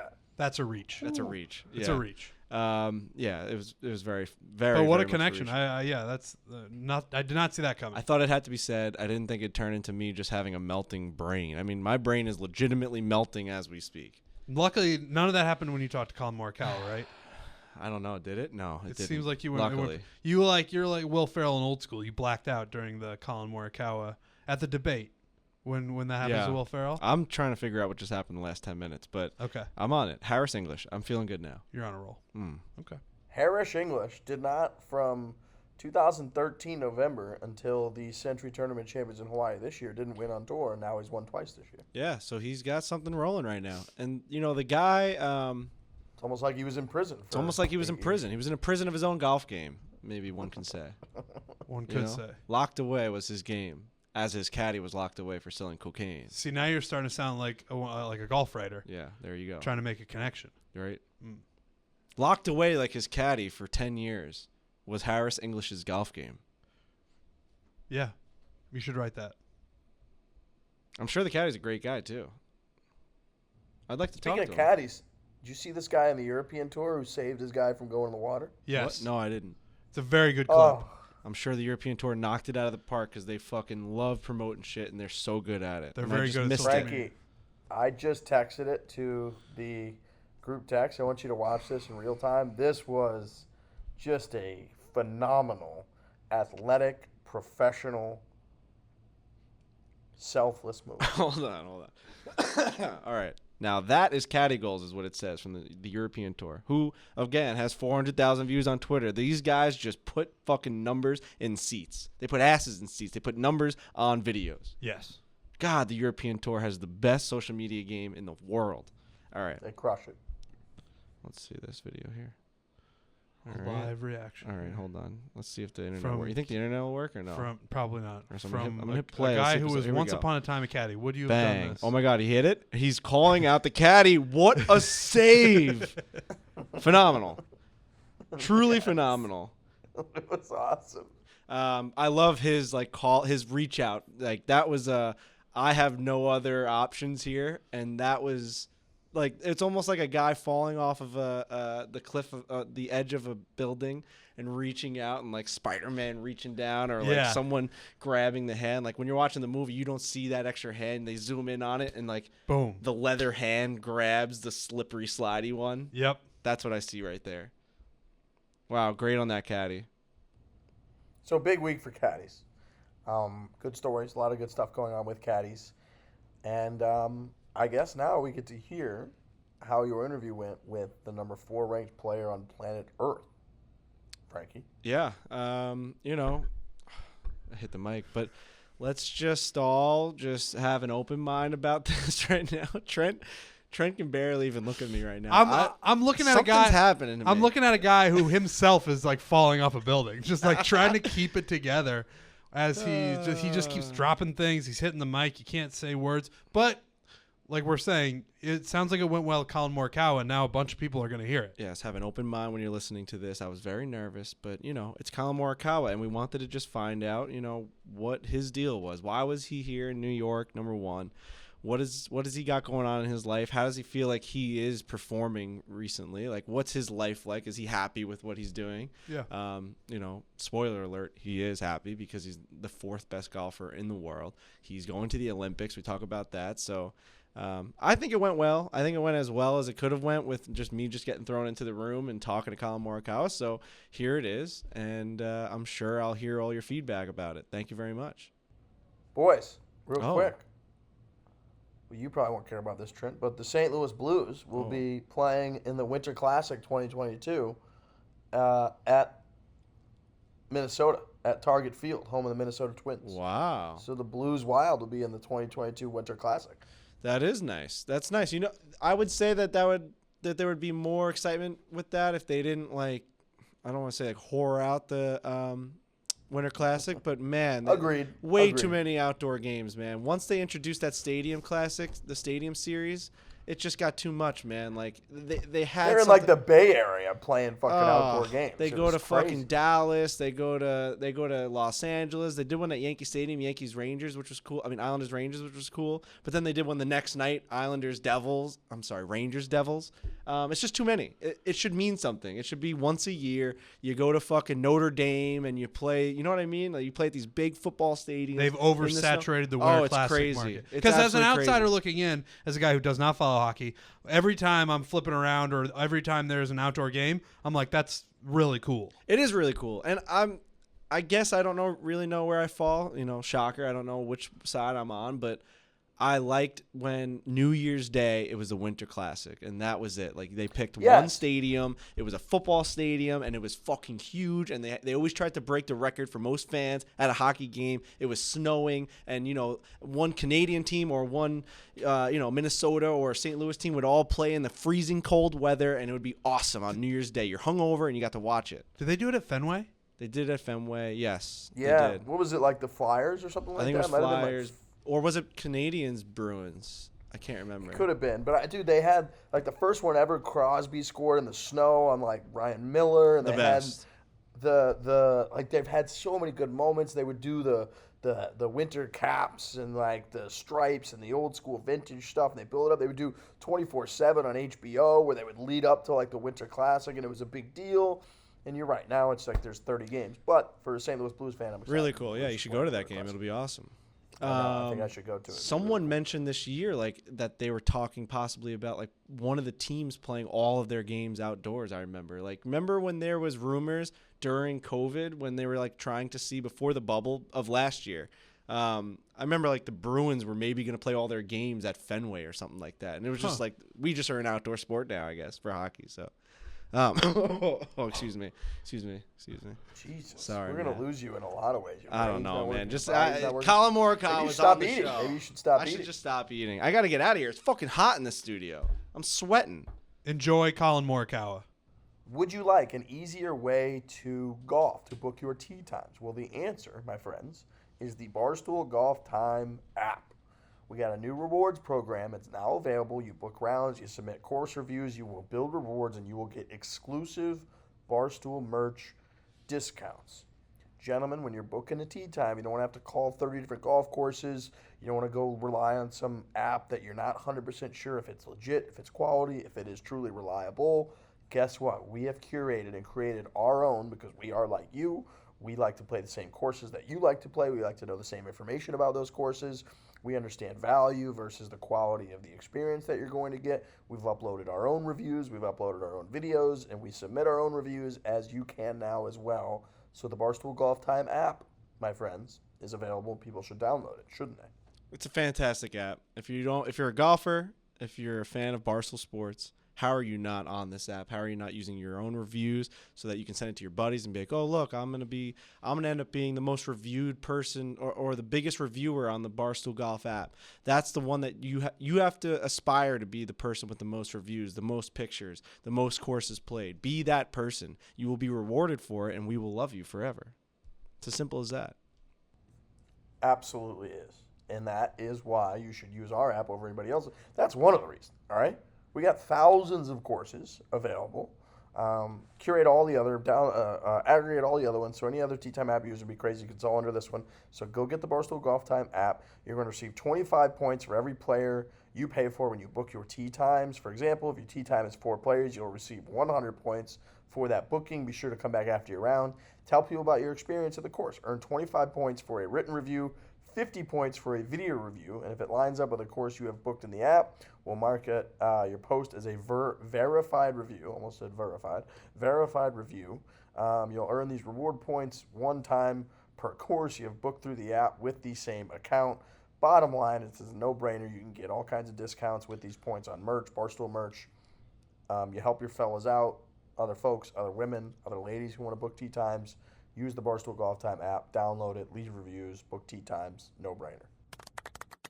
All right, we are now joined by Collin Morikawa. This is Frankie Borelli hour right now. You got just me today. It seems a little slower paced. Yeah. But I kind of like it. Dude, I appreciate that. And we're going to see how this goes. We're just going to kind of wing it. I haven't seen you since TaylorMade Media Day. I know. I see all those things getting posted, and it's awesome to see. Yeah. I still hate that I lost.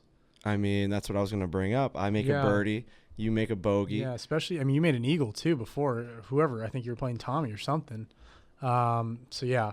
Yeah, I've worked on my game a little bit. Well, yeah, I was gonna say you had a 60 degree, so it's not like I beat you with a full bag, but yeah, birdie's still pretty good. But that was you are pretty. Yeah, your birdie's still pretty good. Yeah, I mean, I just had it that day, and it's funny where like some days it just for an amateur golfer you just click, and we filmed like 8 to 9 videos, and I was just on, and like I don't know if that's even comparable to like what you could say about your golf game, where some days you're just better than others, but for an amateur, like some days things just make sense. One of the highlights is that one of the highlights of your golf career? 100%. So far? Has to be. Okay. I mean, playing against PGA Tour pros and making eagles, birdies, pars. I went 5-1 against Tour pros. That's so I mean, good. what are we talking about? Yeah, here? you can't say that against many other people. So. No, you can't.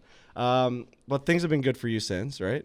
Fourth overall in the world. Yeah. Does that mean something to you? Like, do you aspire to be number one, or do you not really care about? No, absolutely. Yeah. Of course. I think anyone that says they don't want to be number one, I don't know what they're doing. But for me, yeah, I absolutely do care about being number one in the world because it means you're doing something right. You can't just focus on the rankings, and there's so much to get to number one. But to have that spot, hopefully one day, it would mean a lot. it seems like it's the pinnacle of the sport. Even though we like to talk about majors, there's just something about being that number one, right? Like DJ had that. He has a crazy, streak right now, or just got, Rahm is firing on all cylinders. Playing well. But being able to compile all those weeks at number one, there's just something about it's like you are the best. No matter how you perform from tournament to tournament, you've just put it together. Because golf's not like you don't have to win every single week. And I know you've talked about, you guys aren't salary based. You have to just make your living by finishing towards the top, and if you can do that on a consistent basis, that should make you the best of all time, of the best in the world at that time. Yeah, I think that's what shows, and that's when you look at some of the best players in the world, it's all about being consistent. Yes, they are able to close it out, and that's how you get to that number one spot. But you have to be consistent, and that's kind of the game I've tried to build myself around since turning pro. So we've seen little spurts of it. Right now I'm playing solid. But I want to keep that going. Like I don't want it to stop. And I'm sure you're going to play bad here and there, but Tiger Woods did it. Like, let's put my mind to seeing how well I can play. Right. I just feel like he's almost ruined statistics for you guys. Yeah. Does that ever go in the back of your head? I wish I beat him in that cut streak. That bothers me. You were at 22. Yeah. He was 25. It was Travelers. It was Travelers last year, and man, was I grinding on that second day. Like I was grinding. Thinking about specifically the streak. No, not the streak, Okay. but just trying to make the cut, knowing Yeah. And here's the thing. When you think about the cut, you're most likely going to be around the cut. Sometimes good, sometimes bad. Right. But I had to think about it. I mean, I was way out of the cut. So Right. that's the only thing I could think about. And it just never went my way. But you know what? Took a week off, won the next week, and kind of worked out for the better. Totally. So, but yeah, his cut streak made whatever it's at, millions of years. Preposterous. That's something that I strive for, but that's tough. Yeah, it seems as though there's guys in sports that kind of just ruin it for the rest of them. Like I've said this about Wayne Gretzky with hockey. We were talking about a little bit of hockey before this, but he had achieved something that even the best of our time now, they can't even come close to, right? Mm-hmm. Like if you take all of Wayne Gretzky's goals away, he still has the most points of all time. That's not fair to the guys that are now playing in the NHL. And it seems like Tiger Woods has done stuff like with, obviously being able to just accumulate all those stats in as little amount of time as he really played on the golf course. Yeah. It's got to be kind of like a daunting feeling of being like, this guy who played the same sport as us did something that I can't even imagine. No, exactly. And he's in his own world, right? Right. You can't even compare it. No. So you can't compare yourself to Tiger Woods. When you're in the same talks, it's great. Yes. But hopefully, you look back and you can say you've been one of the best, if not the best, players of your generation. Hopefully, when you're 65, 70 years old, hopefully I make it that far. But yeah, when you look back, just say, yeah, I did everything I wanted and I did everything I could. For me, I have no ceiling that I want to reach. I just want to keep pushing, and we'll see where that takes me. It's going great right now. I mean, you punch your ticket to the Olympics. Yeah. Top 4 in the U.S. That's got to be a really good feeling, man. Oh, it's amazing. One of the best honors I'm going to be able to have in my life. Even though we can't do a lot of things, we got to kind of stay in this bubble. You can't take it away from me. No. I'm an Olympian. I'm going to be an Olympian for life, and that's going to be really cool. But obviously, we're there to win gold. We had a little bit of a discussion on Foreplay the other day about, guys are dropping out of it and they don't want to commit, and at the end of the day, like you're saying, you're playing for your country, and I know that it's not like a team aspect. How do you feel about that, where you're playing individually for yourself there as opposed to playing with your teammates? Yeah, we're playing individually, but I'm still playing for Team USA. Right. You want to add another medal, you want to add another gold medal to that kind of tally at the end of the Olympics, and yeah, I don't think I'm not going to feel like I'm playing for myself. I'm going to feel like I'm playing for Team USA, even though it still is an individual medal race. So it doesn't matter. But man, it gives me chills thinking about it, because totally. You just join another elite group of people that for us, it's very different, because Olympics it's not like it's our dream. Right. Every single 4 years or every 4 years that we go out and maybe we're going to quit after the Olympics. Right. There's a lot of athletes that'll stop. That's not us, but it's another kind of milestone that you can put on your career and just look back and be like, man, I was there. I was playing in the Olympics. Totally. I totally get it. And if I ever had that opportunity, you have to go. Regardless of where it is, what the regulations are, what the restrictions are, it's the Olympics, man. Are you putting a tattoo? Would you put a tattoo?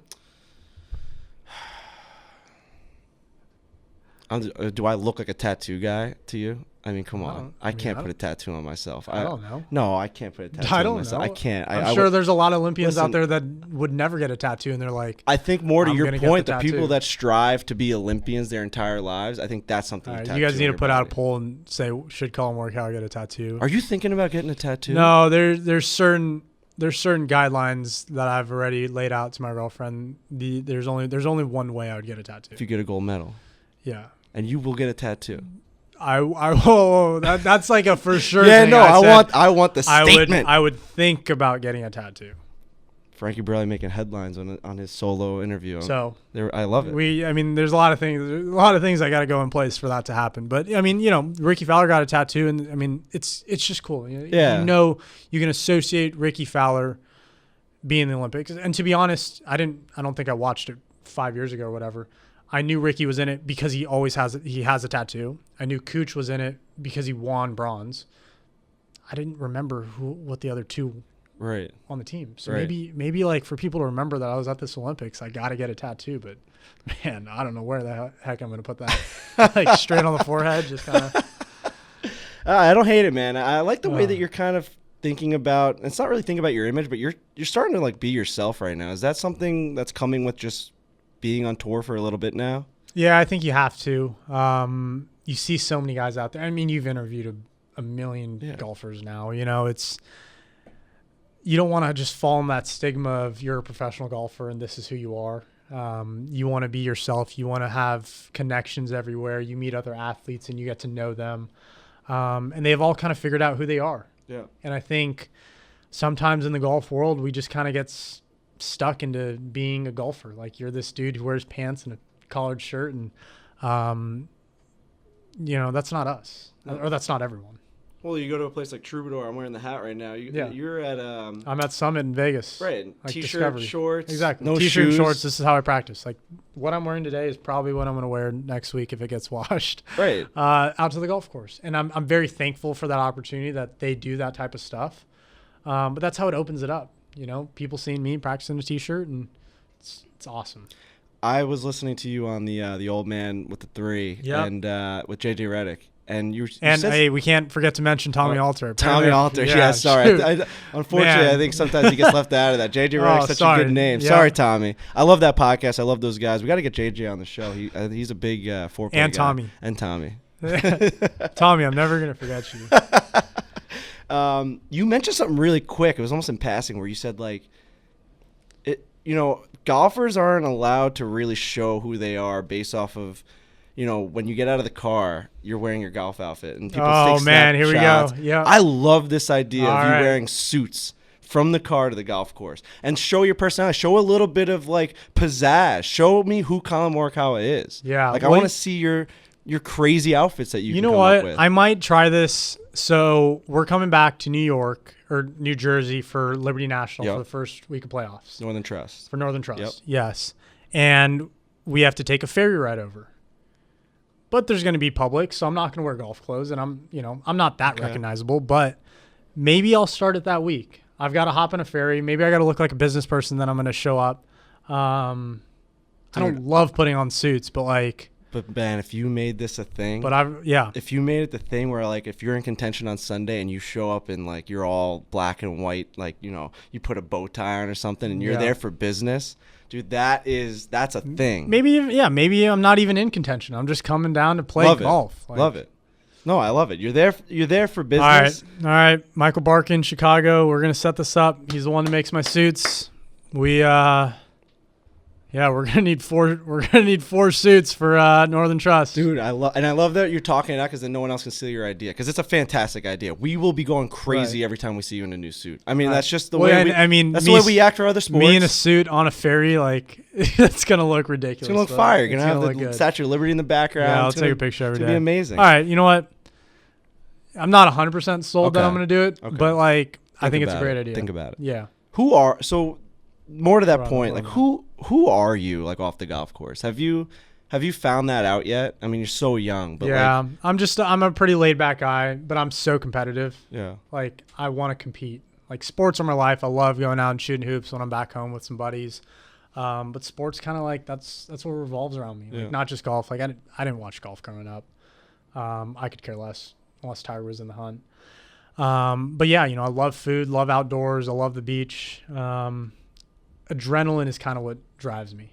Like I want to go skydiving, but my agent. You've never done it. No, agent, family, people, people that want me to live, like they're like, no, like probably not the best idea.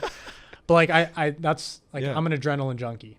So that's Is that what part of your? Yeah, do you think that's what it is. drives you on the golf course too? Well, you know what? Yeah, I mean, I think when you're in contention, and that's why like it's so hard to put yourself in contention. But when you're in contention, like I love being in that position. Whether I play well or not, who knows? But I just love being in that position because like that's the energy. That's like you want to, it's a lot different than waking up early Sunday, showing up in a twosome and kind of going off, Right. finishing before, midway happens. Right. But that adrenaline that kind of runs in you, I love it. You could see it, man. When we're watching it on TV, you're just so dialed in. We've actually seen it and I don't know if this is by design what you do, but when we're at these championships, like we're at the U.S. Open or we're at the PGA, and we see you're just locked in, man. It's Yeah. crazy. Like we Yeah. try and like, oh, Colin, and you're just freaking beelining right to the driving range. Like sometimes I'm observant, and I'm sorry for doing no, we love forever it. that. I love it. But like it's kind of like my eyes are open and I see things, but all I care about is where I'm going next. And when you're at these tournaments, that's what you kind of have to do. Like, or what I have to do is just zone out everything. When I'm there, you're there to do business. This is what we're here to do. Right. Gentlemen, you see what I'm wearing right now? Those look like Shady Rays, my friend. Oh, look at those things. Wow, they are Shady Rays. And what's really special about these, they're high-quality shades for far less than expensive brands. One of the best warranties in the entire sunglass industry. We're using the code FORE, gentlemen. We're getting 50% off 2 or more pair at shadyrays.com. So I do have more pair right here. I actually went alone because I really wanted a couple pair of sunglasses. The deal's so good that I couldn't pass it up. I didn't want to hit up any advertisers. I didn't want to do anything. I just went and got these because they're awesome. So this is my pair. They're a little bit more like kind of brown. Yeah. And It's then the I've deep got- timber is what that's called. Ooh, deep timber. And then this is sort of my murdered out, the black pair. Your black slate. What are those? $800? $850? What are those things That's cost a you? really good question, Frankie, because you can actually get 2 pair for $48. I mean, come on, man. You know what I'm talking about? Those things look really I'm nice. looking right here. Deep timber, $48. That's nuts. Deep Timber. I love that name, too. There you go. Honestly, when it comes to sunglasses, we lose them, they crack, whatever. You go all these places, you put them on your head, they fall off. You're on a jet ski, they're in the ocean. You just need something that looks good and doesn't break your bank. Like, why go out and spend all this money on sunglasses when we all know that it's really hard to keep one pair of sunglasses for a long time? We all know it. So Shady Rays has done us a solid by making these sunglasses look really, really good. They look really, really expensive, and they're just worth $48. Are you kidding me? Come on. That's as good as it gets. Frankie. 2 2 pairs. pair for 48 United States American dollars. And these things are sharp. They're very high quality. They got the best warranty deal in pretty much the world. They stand behind their product and told our team that if anyone has a problem, they throw profit out the window and do what it takes to get it right. So you get a couple pair for just $48. They provide 10 meals to fight hunger in America with every order placed and have donated over 15 million meals to date. So go to shadyrays.com. You get a buy one, get one free deal if you use the code FORE. That's 50% off 2 or more pair. Use the code FORE at shadyrays.com. It's got to be so freaking difficult out there. We were just talking about this the other day, but your T4 at the U.S. Open. Talk to me about. So you're 4 back of the leader. When you stretch that over 4 days, how close is that really? We Yeah, find that to be it's so. Like very- you're 2 under and Rahm's 6 under. That seems like a lot, but that's one stroke around. Yeah. that's And one missed putt. That's what sucks about golf. You can look back at so many shots. Do you do that? No, because I can't blame it on this one shot.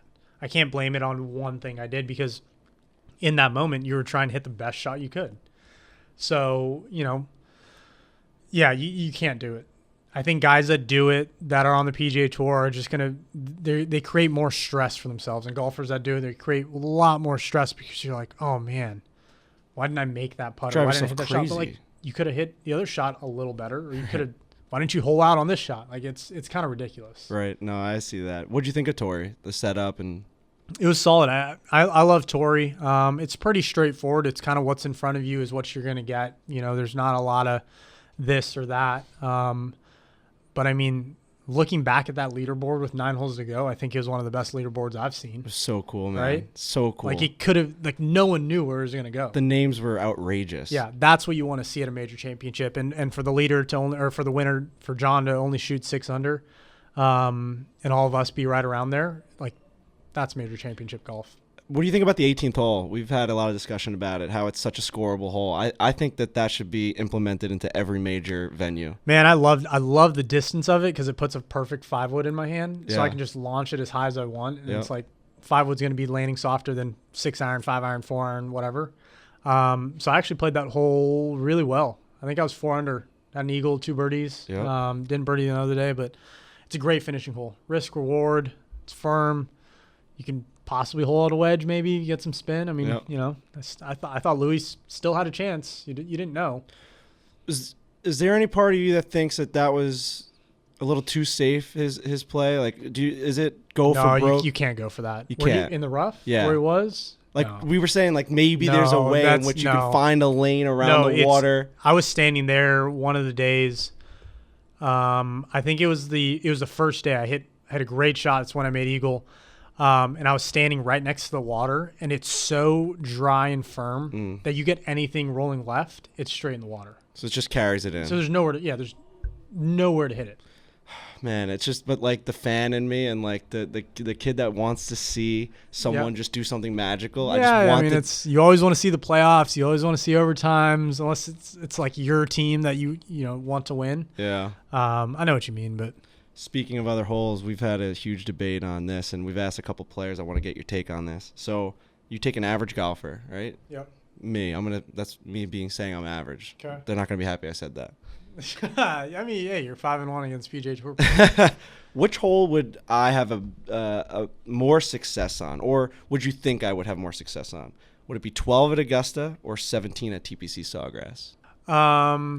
A better score. Yeah, like where if you had to put money on me, making the better score on either hole, Yeah, is it gonna be 12 at Augusta or 17 at Sawgrass? I think 12 at Augusta. I wish I had. What's Riggs been say- the consensus? Well, Riggs says that it's just an impossible hole. When you look at Tiger Woods make a 10 on For it, no one 12 knows at about Augusta? 12 at Augusta. yeah, Yeah, the only thing is that like I imagine you just blowing it, or any amateur Yes. golfer. Yeah, they're gonna be nervous, or whatever. You can blow it left and a little long, even if you're in the bunker or whatever. You chip it out sideways, you could probably make 5. I mean, 17 at Sawgrass, you're gonna hit possibly 1 in the water, and you're gonna drop, so you're hitting 3. that drops You don't not hit the- easy, Yeah, I mean, you're probably not gonna make up and down from there, so you might hit it in the water again. and it's a trampoline green. So you're already in 5. So I mean, it's the same thing with Augusta. You hit in the water, then you can hit it over. Yep. Yeah, you could coach someone to possibly play 12 better, but I mean, they're both tough holes. All right, another one. You have to pick 4 new majors. The 4 that we currently have been Thanos, like snapped away. Okay. Which tournaments are you picking to beat the Okay. majors? I pick LA at Riviera. Yep. I think a lot of people love that course. It's a great course. I'm picking Muirfield because I love it. Wow. I have 2. I mean, those are 2 of my favorite courses. I say everywhere.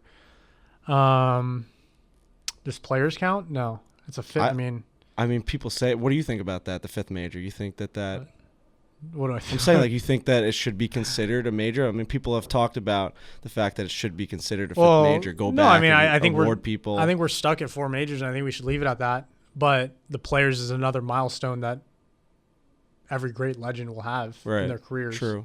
So You it's can like, include that in your 4, though. Cause so it's like, yeah, I'm gonna put that as a major. Let's see. So I have West Coast, Middle, East. Man, what would I love to see? I'm trying to think. I mean, it's crazy. We play so many places. Yeah. It has to have a little bit of prestige. Yeah. What about the John Deere Classic? You want to make it just crazy? Just for You Trent? know? Just for Trent? Just, No. tractors? No, he says for some no, reason right? Immediately. during my day today, I've talked about the John Deere way too much. You've talked about the John Deere today? Yeah, it's come up multiple times In what world? in a bad way. Just we were talking about food and like Come on. What's Will you ever play the John Deere again? Or ever? I mean, sorry. I don't know. I'm never gonna say no. I'm trying to get you to make like headlines over here. All right, like you're gonna get a tattoo. You're gonna wear a suit on the freaking. So I don't know. I can't come out with a fourth. That's all right. You gave me 3 good ones. Dude, Pebble's pretty good. There you go. Pebble's really good. There's a major there already. Do the they have farmers to, insurance too would be solid.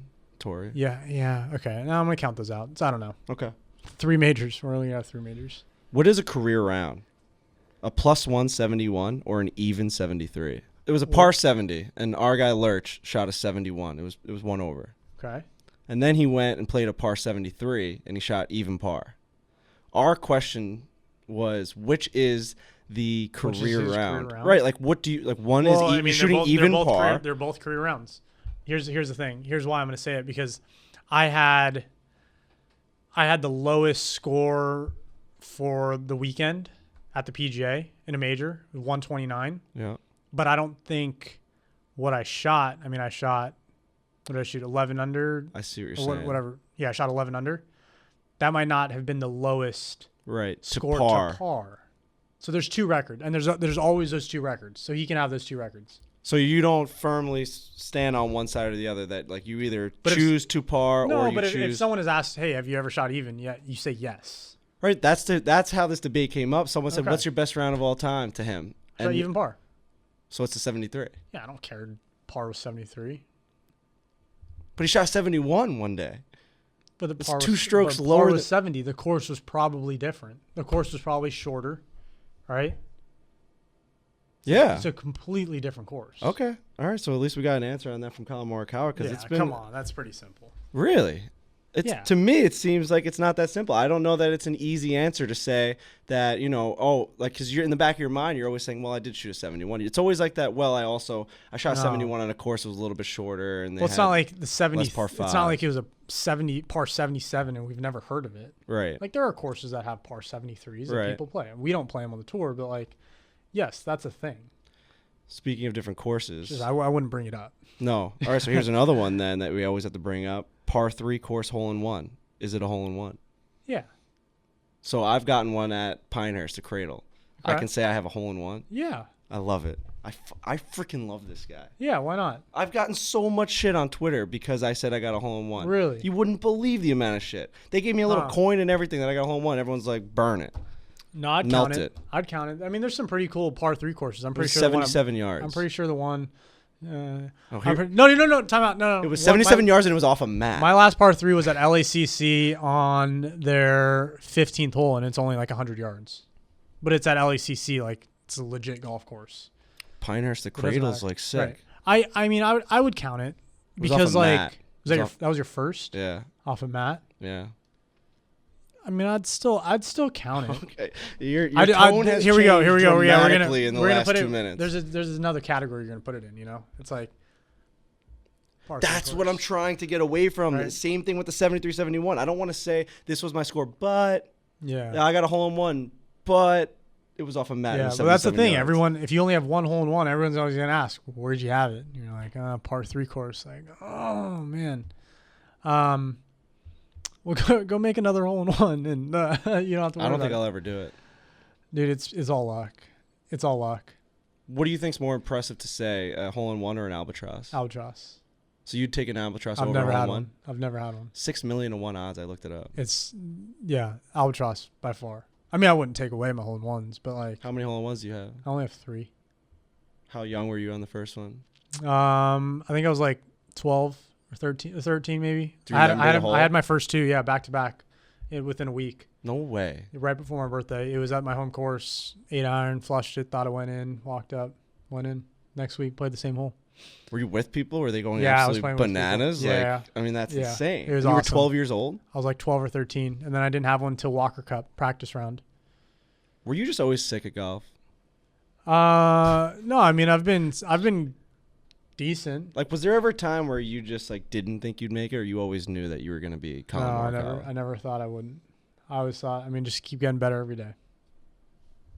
I can't imagine. But, I've been very lucky. I've been very fortunate. Skill wise, just because that, you're able to do this. Just that and things going right and having the people around me. It all started with my parents, and I got really lucky with just getting anything I needed, anything travel wise. Like I was very lucky as a kid. And not everyone has that. And, it's, I'm very lucky. Yeah, man, you're a very impressive dude. It's crazy. Like, I'm like 3 years older than you, and I'm nervous to speak to you. It's like embarrassing. Why? So it's just like you talk to so many people. Like, it's but you're just Colin. Collin Morikawa. It's like fucking matter. crazy. You're just sick I'm of golf. Morikawa, but Like, I go walk around the city right now, no one's gonna recognize me. So it's like you gotta think. It doesn't about matter, it. It's dude. just It's you're just regular you're very guy. accomplished. You're like an accomplished, and we've talked about in the You're a show, regular like guy. your aura is just like you're. And you got mad at me for saying this, like putting like things on you, like expectations. But you're just like you're my freaking guy. Like I appreciate you're the that. guy I'm gonna ride to the top. Thank you. I appreciate that. It means a lot. I appreciate you appreciating what I said. Yeah. You're in New York. Are you gonna do anything fun here or what? Yeah, no, we're gonna spend a few extra days and explore the city. Have some good food. What do you recommend? Pizza. What pizza? Yeah, obviously, yes, pizza. Yes. You're talking to a you. pizza guy over here. Thank you. I guess I'm in the right area with Barstool, but like. So John's of Bleecker Street, number one spot. I already heard that. We're ready. That's on the list. Okay. Yep. And Sauce Pizzeria is another one. They have a bunch of them now. They've popped Pizzeria. up, but it's like you go in, it'll be really quick. John's is more of an experience. Sauce, if you're looking for a slice, you got to go there. Sauce. Okay. And then Prince Street Pizza, another good one. Square slices, pepperonis on it, really good. Okay, I'm gonna write these down because like I don't care we're on the podcast. Yeah, no, who cares? Sauce. No rules over here. What was the other? Look who they got interviewing you. Oh, Prince Street Pizza. Got it. Prince Street, Sauce, John's. Got it. You're not gonna go wrong with those three. I already got the Bleakers one, so we're set there. All right, man. I'm set, dude. Yeah, so we're gonna explore a little bit and. Were you on the Tonight Show today? Yeah, I was. With Jimmy Fallon? How cool is that? I went to that show once and I cried. What? Listen. What? Why? Well, it's not because of Jimmy Fallon. It's because of the theatrics of the whole thing. All right, I'm a big like experience guy. When the lights come on, oh, you love to see thing it. comes on, I teared up a little bit. Wow. The Roots were playing. I'm a big The drummer. Roots were amazing. Yeah, saw we Questlove, I didn't sit started down. We were tearing playing oh, actually, I probably shouldn't. Yeah. I guess This will come out after. This is gonna come Don't out even next matter. Tuesday. Yeah, so we played a video game. What video game did you play? Mario Golf Super Rush, I think it's what it was called. So we look ridiculous, dude. It's not just like golfing, like we're running and Yeah. we look like idiots. But it was hands down, he's one of the best people I've met. Really a guy, a lot of energy, really fun. That's a hell of an experience. You're sitting here saying that you're not gonna get noticed on the street. You're on the Tonight Show. Yeah, no, dude, I'm not gonna get noticed. But I'm just saying, you're doing pretty well for yourself, man. Yeah, no, I enjoy where I'm at. Yeah. Like, look, I want to go to Bleakers. I want to go to these places to go and have a bite to eat. And if I'm Tiger Woods, I can't do that. So You are in a really good spot right now. So I enjoy it. I love that. All right, man. Well, I don't want to keep you too long. I appreciate you stopping in. I hope I didn't make this too awkward. No. This is my first in-person interview I've ever done one-on-one ever. Well, I think you did a great job. I appreciate that. I'm not fishing for compliments, I swear. Yeah. No, I think you did a great job. Thanks, man.